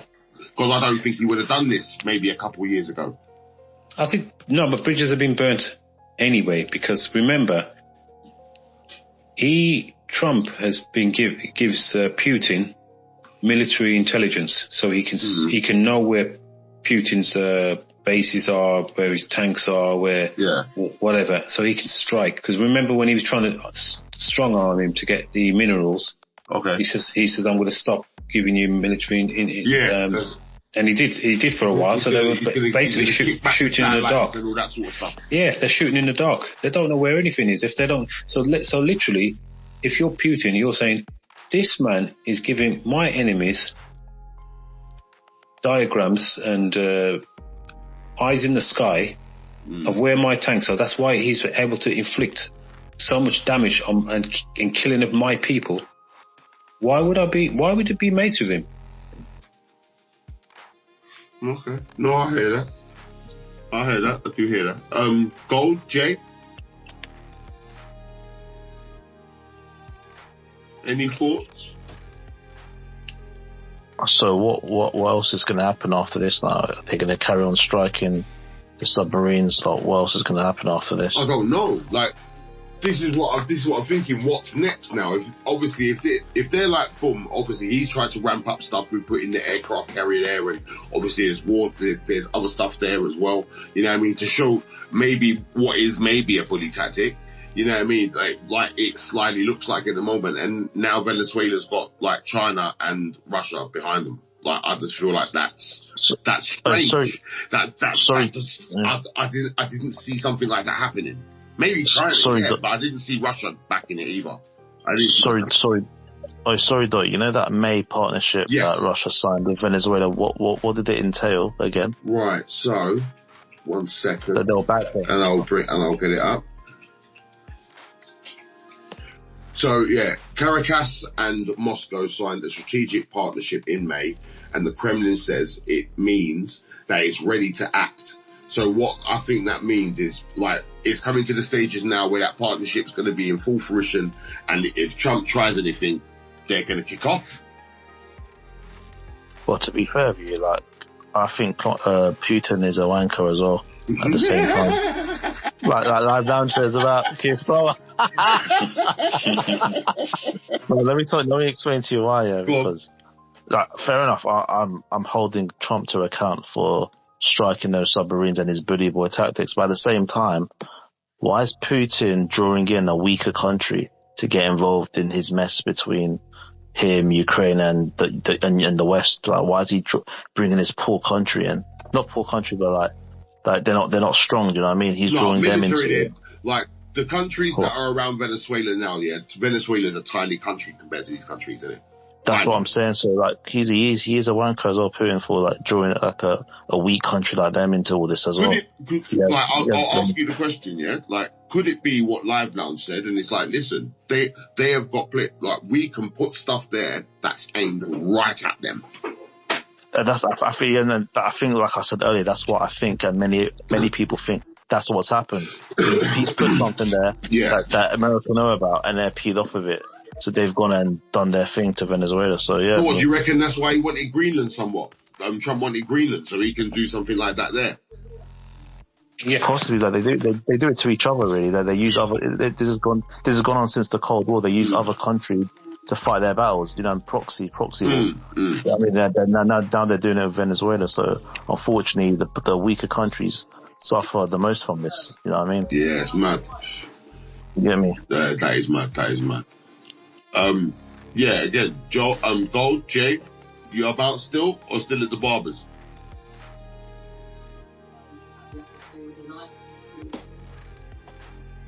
Yeah, this thing with Venezuela goes back to exactly the same thing, because it goes to the same thing that I say all the time. This thing with Venezuela's been going on for forever. Do you understand? It's nothing to really do with Putin. Putin's just happened to come in and say what he's saying now and do what he's doing now. Do you reckon he's doing this like for basically a sole reason to go against Trump? Like, to say, like, listen, like, I'm willing to go at it. Of course, but you lot gotta remember, like, what they did to what they did to Venezuela was install the president and destroy the economy. Yeah. Do you understand what I'm trying to say to you? Like, so Venezuela be a scapegoat? When I say to you, look, weeks ago, remember I said to you about people falling back on cash. Yeah. Venezuela's the absolutely perfect prime example of if you want to look at what really happens. Not even Zimbabwe. Zimbabwe is nuts, but Venezuela is the prime example of what happens when America takes over and then crashes the economy. And when you look at Venezuela, fam, like there was a Bitcoin event that they did where they donated bare Bitcoin to Venezuela. Yeah. And outside, they literally had a skip block full up of Venezuelan money. Serious? Yeah. That's what I'm saying. It's not, people make bags and shoes and coats and hats out of it. It's in the roadside when you go to Venezuela. It's there, cuz, in the road. That's mad. Say cash. That's what I'm saying. These people that keep saying they're going to keep cash, Go ahead, bro. Because I see where that goes already. What you got to do is look at all the places that America's broken. Yeah. So was it Hugo Chavez before Maduro, innit? Was it him? Yeah. What was his relationship with America at that time? Well, Chavez was kind of like he was a bit more like what's my man there? Castro, yeah. It was a bit more like a Castro. He wasn't really having it. You get what I'm trying to say to you, like yeah, he did certain little things, but he was not having it when it came to America. And they came, flung in Maduro, ripped the petrol out from underneath and the fuel and the oil. Yeah, bam, the money's gone to shit, bro. That's it. Like I said, go there, bro, and you'll see in it, bro. Get in the street, get off the plane. Yeah, you'll see cash in the gutter, fam, as you're walking around, fam. Nobody don't give a shit about that shit. That is mad. I didn't know Venezuela was like that. I saw there was one of the first countries to have bitcoins as legal. Yeah, as legal tender. No, that's El Salvador. El Salvador. Okay. El Salvador was the first country where a president announced Bitcoin as legal tender. Yeah. And it still is now. Yeah. It still is. Yeah, it still is now. That's and they were crazy. buying Bitcoin for time. Like I said, like in 2021, between 2021 and 2022, they paid back like that was the same year that America defaulted on its IMF loan. Yeah? Okay. And my man paid back his that year's payment with, I think it was like 8% interest or something. Like, you get to the face, like another $8 million or whatever on top. You get to the face. Like, yeah, I'll take that, innit? Like, yeah, take that, man. Take that. You can have it still. You get me? Like, but they had to. They were kind of forced to enter a new agreement with the IMF. I think it was at the end of last year, where the IMF have kind of got them in a way that they can't buy more Bitcoin now. But he was buying one Bitcoin a day, fam, with government money, fam. You understand what I'm trying to say to you, bro? He wasn't having it, cause Bukele. Yeah, so Venezuela, bro. Like I said, Venezuela and Zimbabwe, they're probably like the two biggest examples if you want to look at actual cash.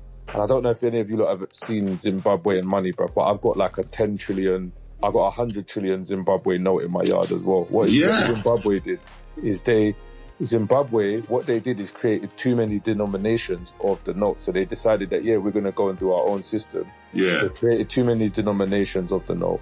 Yeah. And started printing money. Basically, they just followed America's thing. But then when America said, well, you lot are trying a thing, innit? You're printing this money to get more bread off of us. And then man was like, but that's what you man do.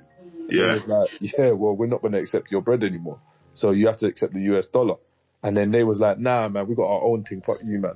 And then that's it. So they kind of, Zimbabwe. So they imploded. After they said that, it kind of imploded. Yeah, there you go. So Zimbabwe got shafted by both their leaders and the American government. Do you understand what I'm trying to say to you? Man. And that's it. And then if you look at the Naira in Nigeria, ask anyone who's like got Nigerian parents and that, when they launched the Naira, it was like, I think it was something like $67 or something like that to 1 Naira. When they launched the Naira, and that was, I think it was just over 35, 40 years ago now, something like that. It wasn't long time ago. Like, it was, our lifetimes that they launched it. And yeah, basically, like the naira now is just dead. You understand? Dead. That's why Bitcoin is like Bitcoin has the highest usage in Nigeria. Highest usage in the world is in Nigeria. You get me? It's mad. Crazy. Yeah, LiveLounge, go on, bro. Yeah. So, I mean, this whole argument about quantitative easing. Yeah. Because really, if we had a money machine in our house, yeah, and we were able to print like a trillion pounds, yeah. So all in £50 notes, we'd be able to print £1 trillion £50 worth of money in £50 notes. You'd think that, okay, well, we'd be really rich. You know what I'm saying? We'd be made for life because we've just simply printed money, so we can go out and buy a yacht, we can go and buy X amount of things with this money. But that's not the way quantitative easing works, because a government can say, well, we control the Bank of England, or we control the American money market or whatever. Why can't Trump just like print some more money and then all of a sudden he's a trillionaire? Because what quantitative easing does, it devalues the existing currency, because you flood the market with $1 trillion, $5 trillion, $10 trillion more dollars. It then makes money worthless. It makes the existing currency worthless, because just like you've got in Nigeria with the naira, you've got in Italy with the lira. Yeah, the lira, yeah. You can get like a million lira is probably like 20 grand or something. It's just silly. Do you know what I'm saying? And Germany as well, when they had the Deutschmark, that was another massive one as well. Oh, really? Okay. Didn't know that. But yeah, so by printing money, you would think that whoever prints the money, if you're ever in economic recession, why don't you just print some more money and give to everyone, and then we'll all be happy, we'll all be rich. We can buy more whatever services or whatever's not working well. We print some more money and build some more houses with that money. Pay people to go and buy some more houses. It doesn't work like that. It's nowhere near as simple as that. You can't just flood the market with more money by paying workmen to build more houses with money you've just printed and think that's not going to destabilise the economy. Because Give me one sec, G.O.L.D. Yeah, go on, bro. That's it. That's my point. Okay. Yeah, and I was just gonna say, right. 50, I think it's 54% of the global the dollar's monetary supply. 54% of all the dollars that's ever been printed was printed during the pandemic.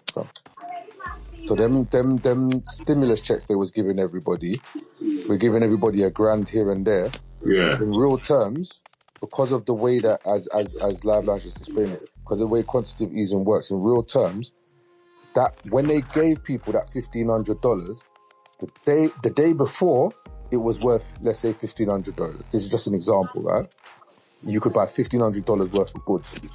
The day after, you could probably buy about $600 worth of goods. You understand? With that same $1,500. So in our minds, we look at it like we've still got $1,500. Oh, man's got some P. Do you understand?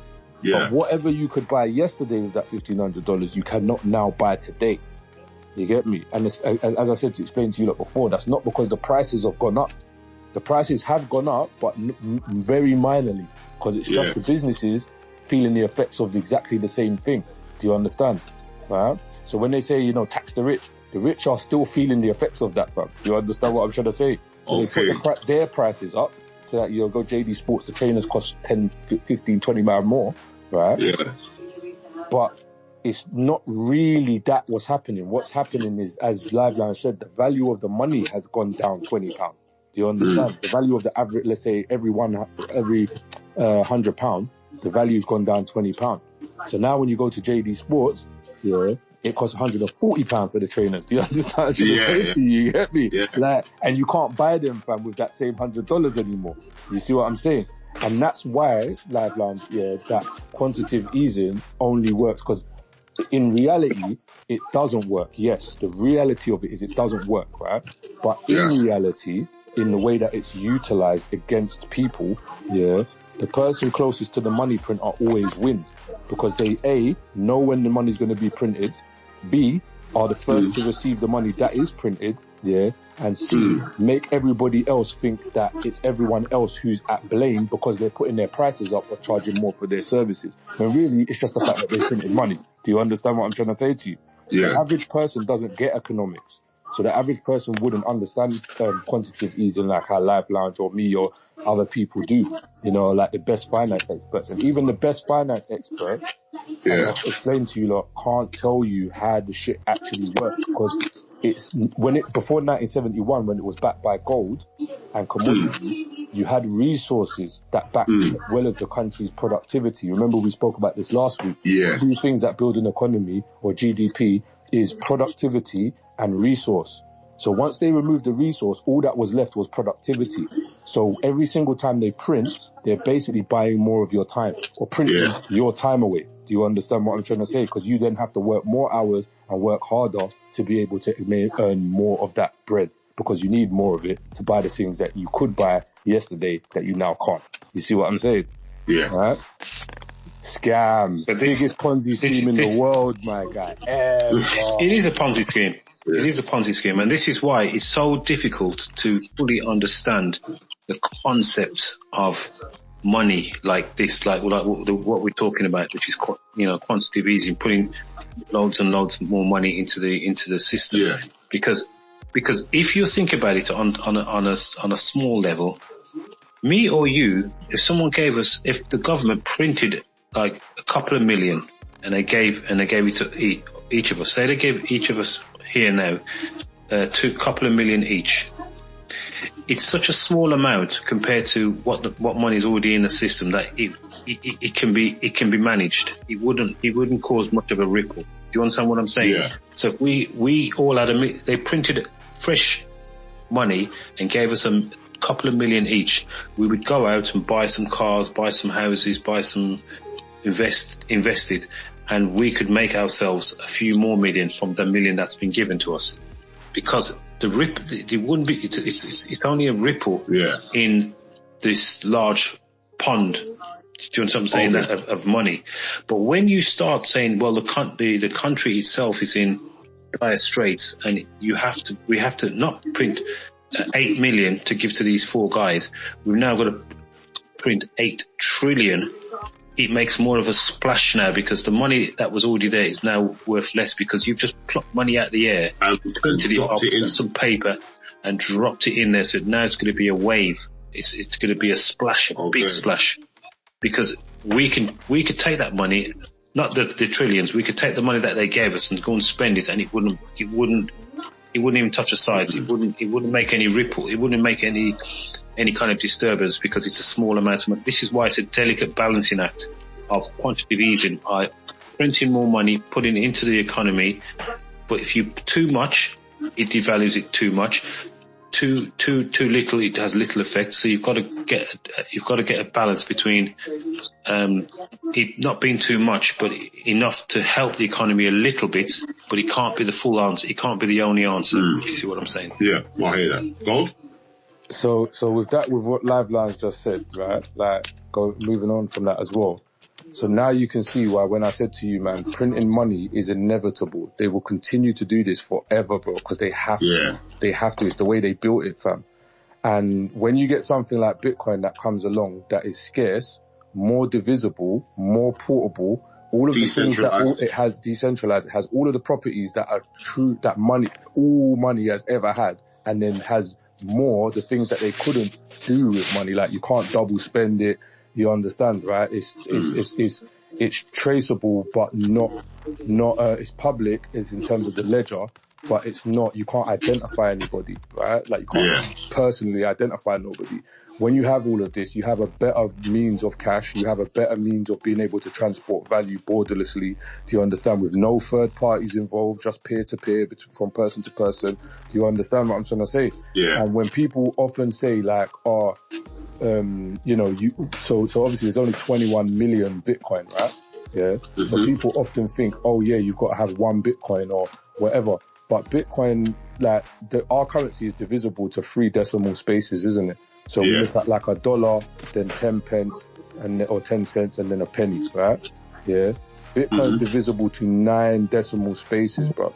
It's the actual monetary amount of individual units of satoshis or change, if you want to call it that, right? In Bitcoin is 2.1 quadrillion dollars, bro. It is 210 quadrillion dollars. So more money than the whole entire world has ever seen, that's ever been printed, ever, when you actually break it down to denominational units. Do you understand? So most people don't understand that maths, fam, and that's why they're out here going, yeah, it's going to take me forever to get 1 Bitcoin, but you don't need to have 1 Bitcoin, blood. You just need to know that the money that you're swapping is for a better money, cuz. I'm trying to say, you don't need to have 1 Bitcoin. Not everyone in the world's going to ever have 1 Bitcoin, fam. You understand me? As long as you got yourself 0.000 whatever, it's always going to be worth more, because whenever they print, the value of their money is going to go down, and this money can't be printed. So it's going to continue to go up. You understand? It doesn't even go up. Like we say this saying in the Bitcoin space, 1 BTC is 1 BTC. Because it's not, the price in dollar is just a representative figure. So in your fiat money mind, you can figure out what the value of it is if you're going to buy it with dollars. Do you understand? Right? Like, that's pretty much it. So whenever you see the Bitcoin price going up, it's not actually going up. It's just the price of the dollar. The value of the dollar against Bitcoin is going down. So you need more dollars to buy 1 Bitcoin. You see what I'm saying? Okay. That's how it works, right? That's mad Bitcoin. Think about it like that now, isn't it? Should I say Bitcoin is like Bitcoin is. I've said to you lot before. Yeah, like tonight's probably the clearest you lot are gonna get on understanding why you have to have a money like this for things to change. Do you understand what I'm trying to say to you? You have to have it. Like, it doesn't. Before this existed, we had no way of being able to fight ourselves out of what was coming in this digital era. Do you understand? Right? Like, they could have removed cash. If we didn't have Bitcoin now and they started doing all this CBDC stuff now, the thing is, Bitcoin created the main thing that Bitcoin solved, for finance, was a thing called the double spending problem. So what LiveLounge was talking about a minute ago with the ledger, like the way how ledgers work is you have double entry, you have triple entry ledgering and stuff like that, right? So what people can do, what the government was doing is, as he said, you can siphon off $100 million, 2 billion or whatever, and give it to your brethren. Do you understand? So you could have that 100 billion that you promised that was going to go towards public housing. You could give it to your brethren and public housing, and no one will ever know who's got the real 100 million. You understand? You can't audit the Federal Reserve. You can't. It's never been audited, fam, since its existence, ever. There's no audit ever that exists, and if you try and audit it, see what happens. You won't get no audit. Is that not a bit crazy that it's never been audited? Never, bro. Never.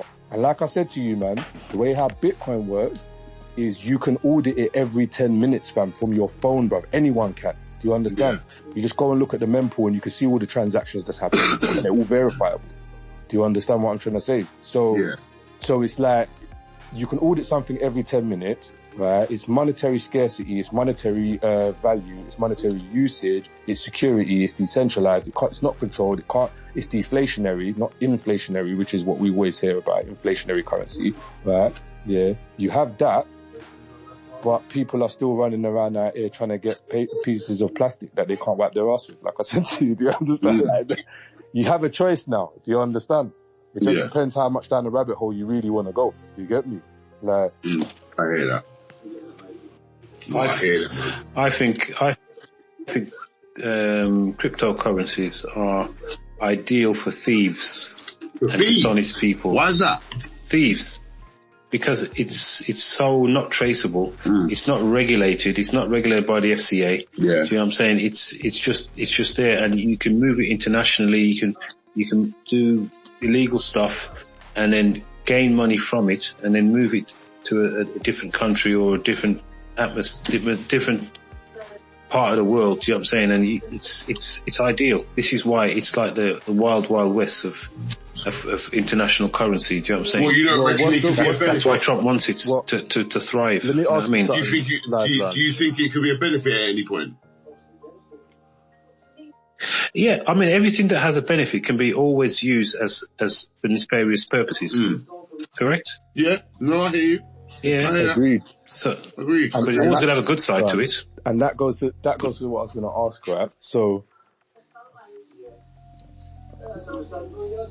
yeah, that's what I was going to say, yeah, right? I was just going to ask, right? So what do you think is the most untraceable form of currency that we have? Yeah, well, as in, but crypto's No, untraceable. I'm saying, what is the most, on the planet right now, what is the most untraceable form of currency that you have? Cash. What do you mean? There you go, cash. So everything that you just said that you can do with crypto, you can do with cash, and it's more untraceable. You understand? It's even more. Yeah, but and you can have fraudulent notes as well. You can't have fraudulent Bitcoin.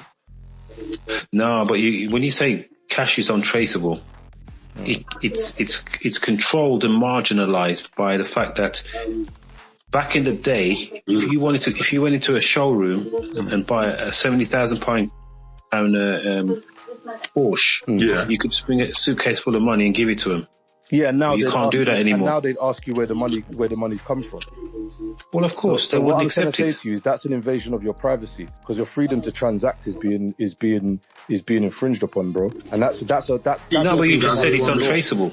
That's it. No. But these are the checks and balances are put in place to stop it being untraceable. What you answered was freedom of transaction, stopping it from trying to stem it being untraceable. Do you understand? You can't ever stop cash from being untraceable, but you can stem it by putting in those controls. The only reason why they put in those controls, because remember, those controls are on us, the people. So when you talk about FCA and regulators and blah, blah, them man are all in the same bed, because they're all part of the machine. Yeah, of course. Part of the facade. Do you understand? So, because they know it would be their downfall. If they didn't stem it, it's going to be their downfall. So they've got to stem it. They've got to stop cash being untraceable. Facts. Because what you've just said is correct. It's correct in the fact that cash is untraceable.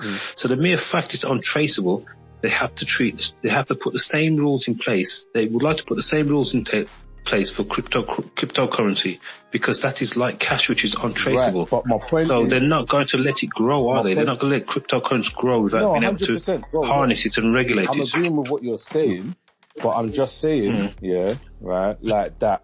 This is all of what you're saying is just proves the point more that really and truthfully, Bitcoin is superior money, fam. Do you understand? It's superior money, because if some people do things that are nefarious, that are attached to Bitcoin, we might not know who the person is, but we can all tell where the Bitcoin came from and where it went, where it goes. Do you understand?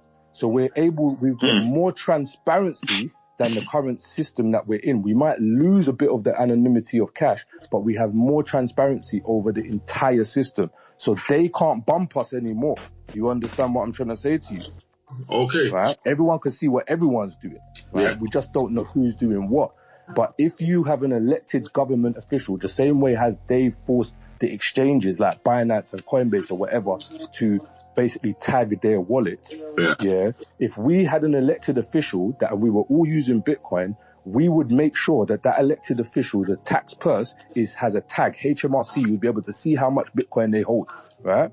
Yeah. And you can see right now how much Bitcoin the English governments hold. You don't have to audit the English government. You don't have to write to nobody or do a freedom of information request. You just go to the fucking blockchain and look, and you can see it, right? They hold 61,000 Bitcoin right now. Do you understand, right?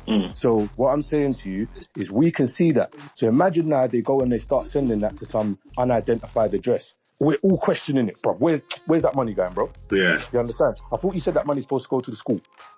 What are you talking about? Where's that money gone?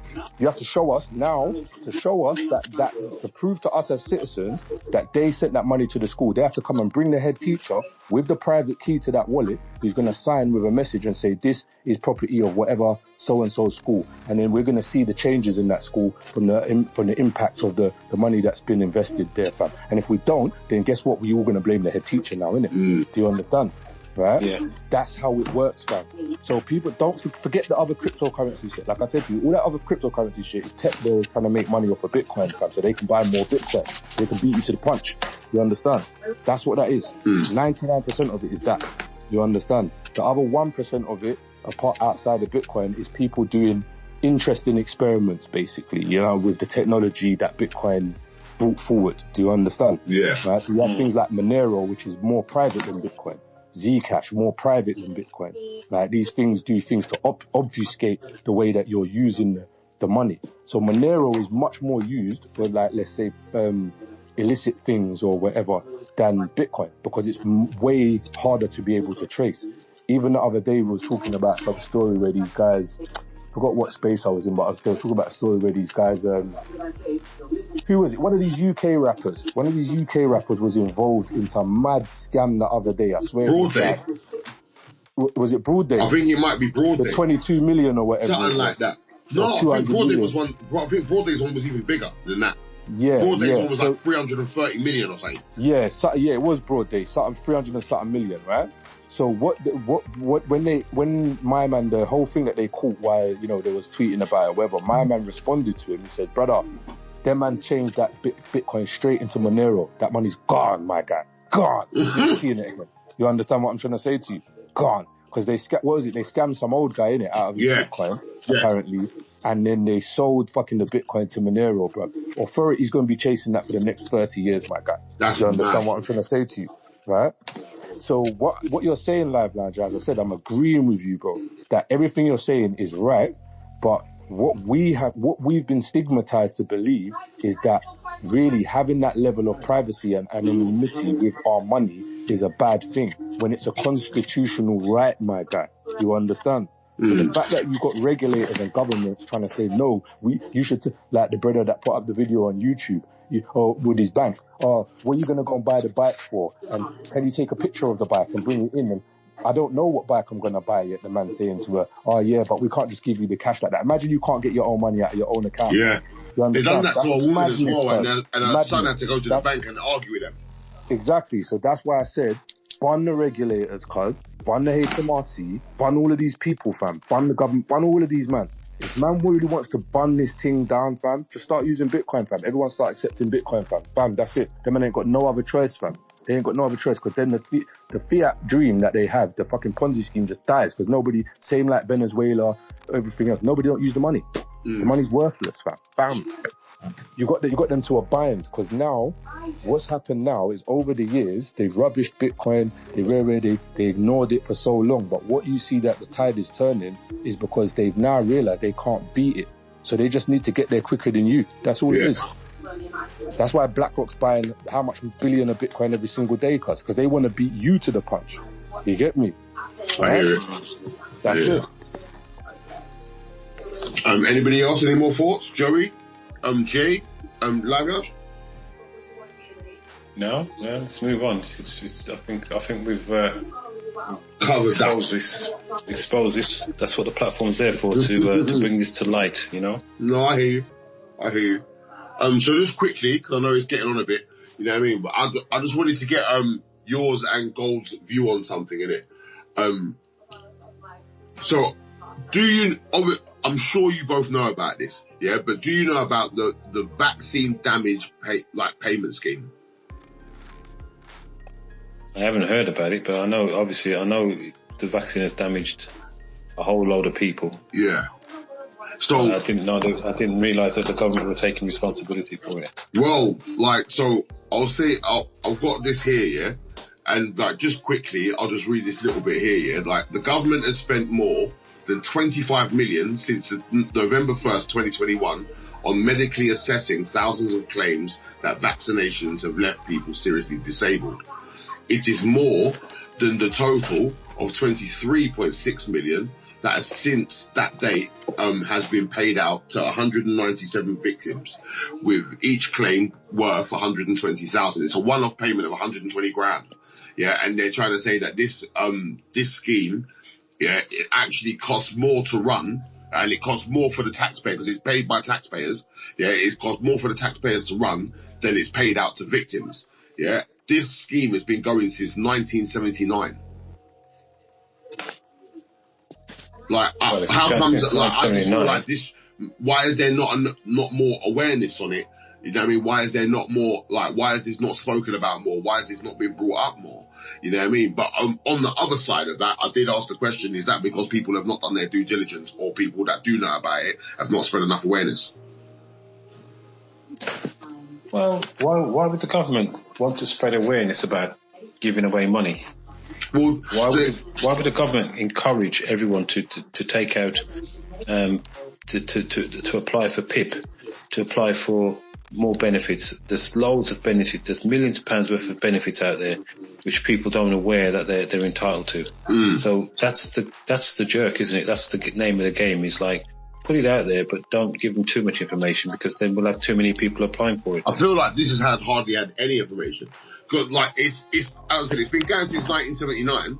Yeah, but obviously, including like COVID-19, I think obviously it might, people that have found out about it, I think they might have just tried to apply for that on a quick tip, and they're maybe worried about it, so they didn't actually put it out as much.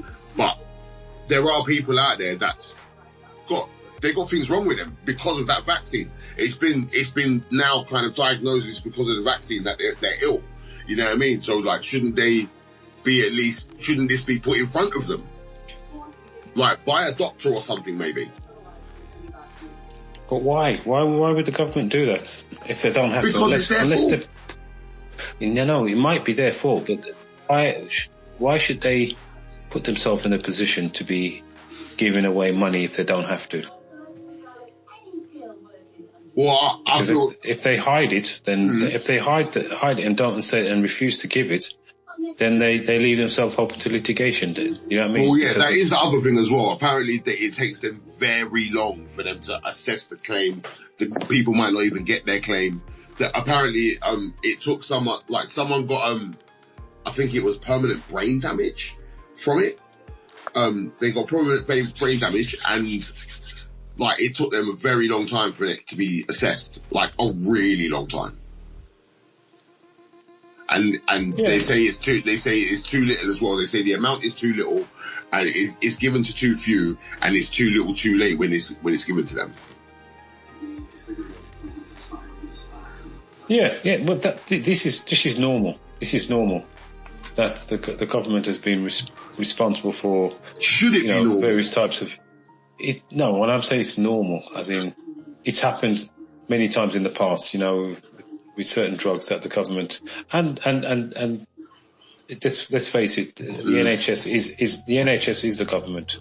Yeah. So anytime the government or the NHS are negligible for any kind of medical situation, then they pay, but they're not going to make it easy for them to get that money. But that's why I said this is normal. This is the way they act.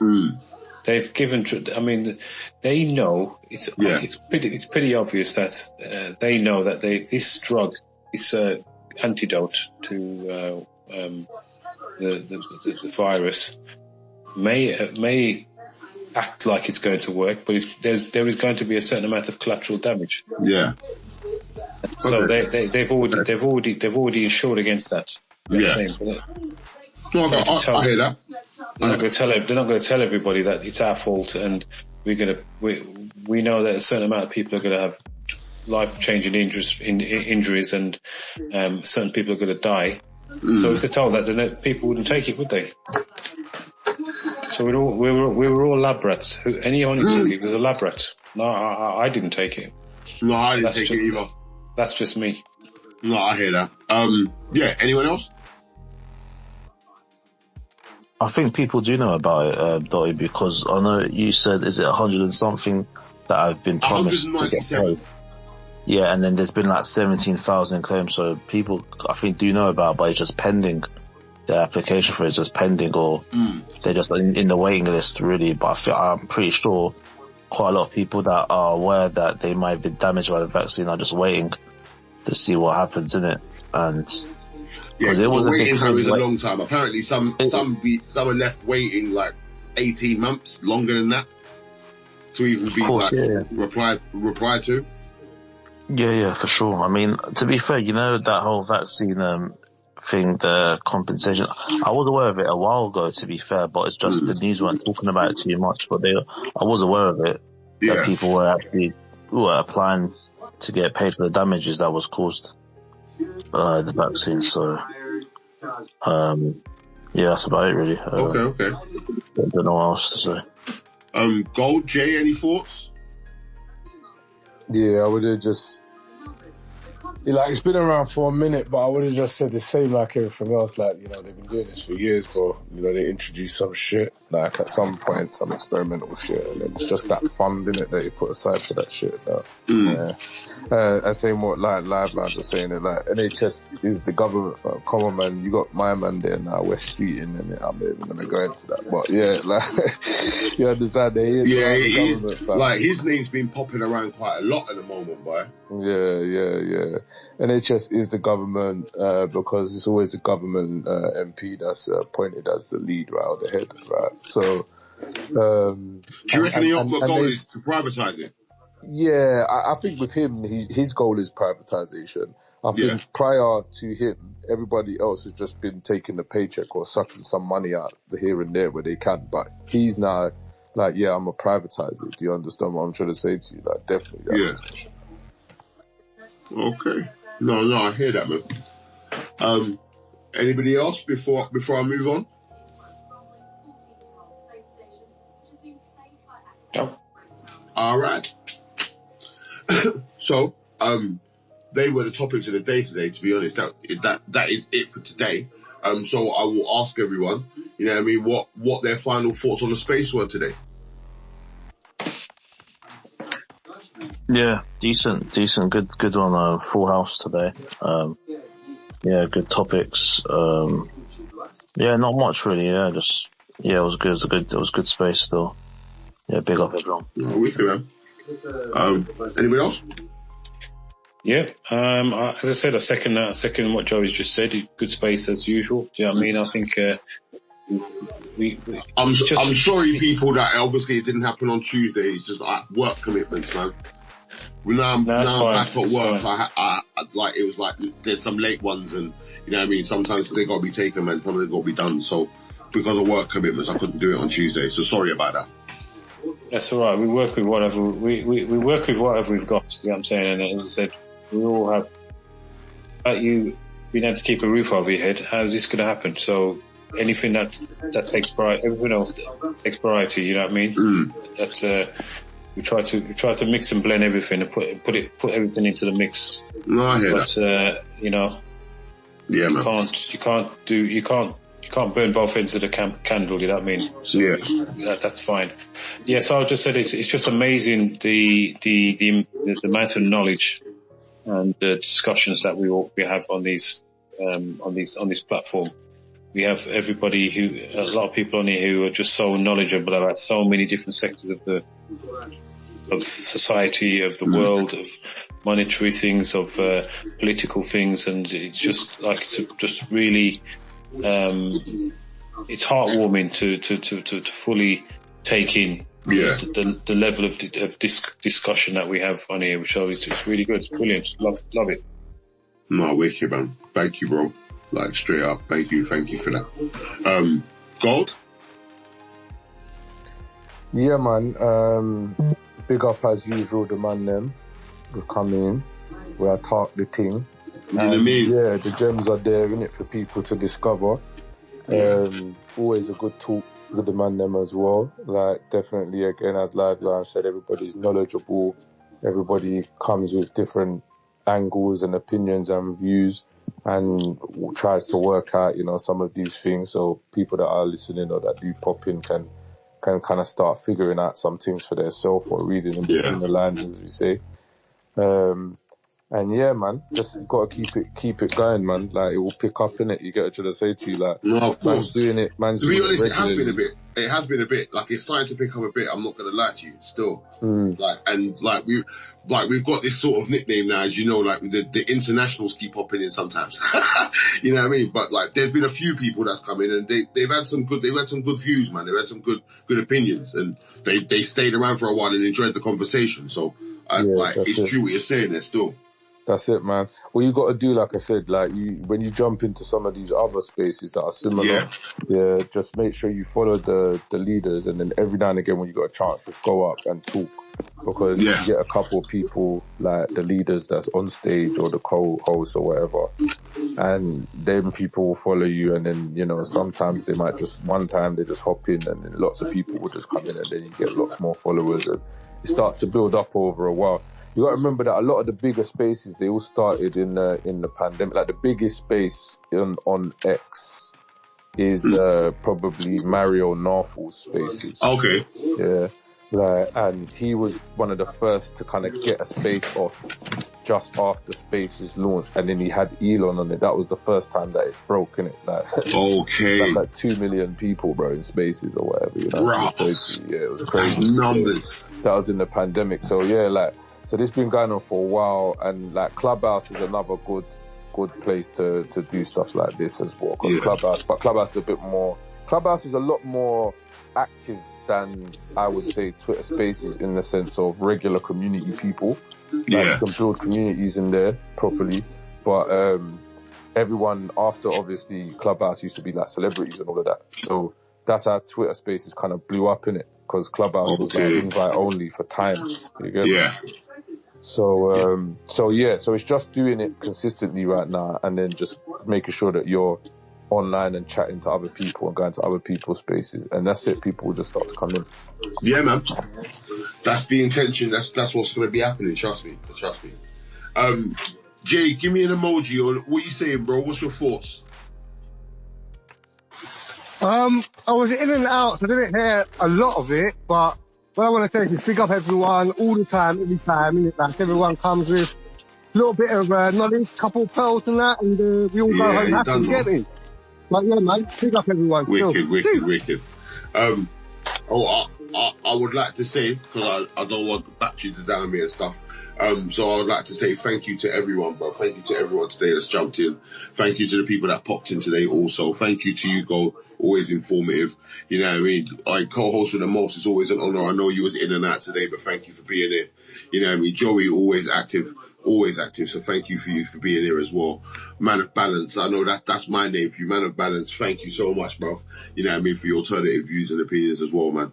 You know what I mean? And we will be back as per normal. So we will be back, not tomorrow, but the next day with more talk. No, not tomorrow, not the next day, Sunday. It's gonna be a bumper one, by the way, guys.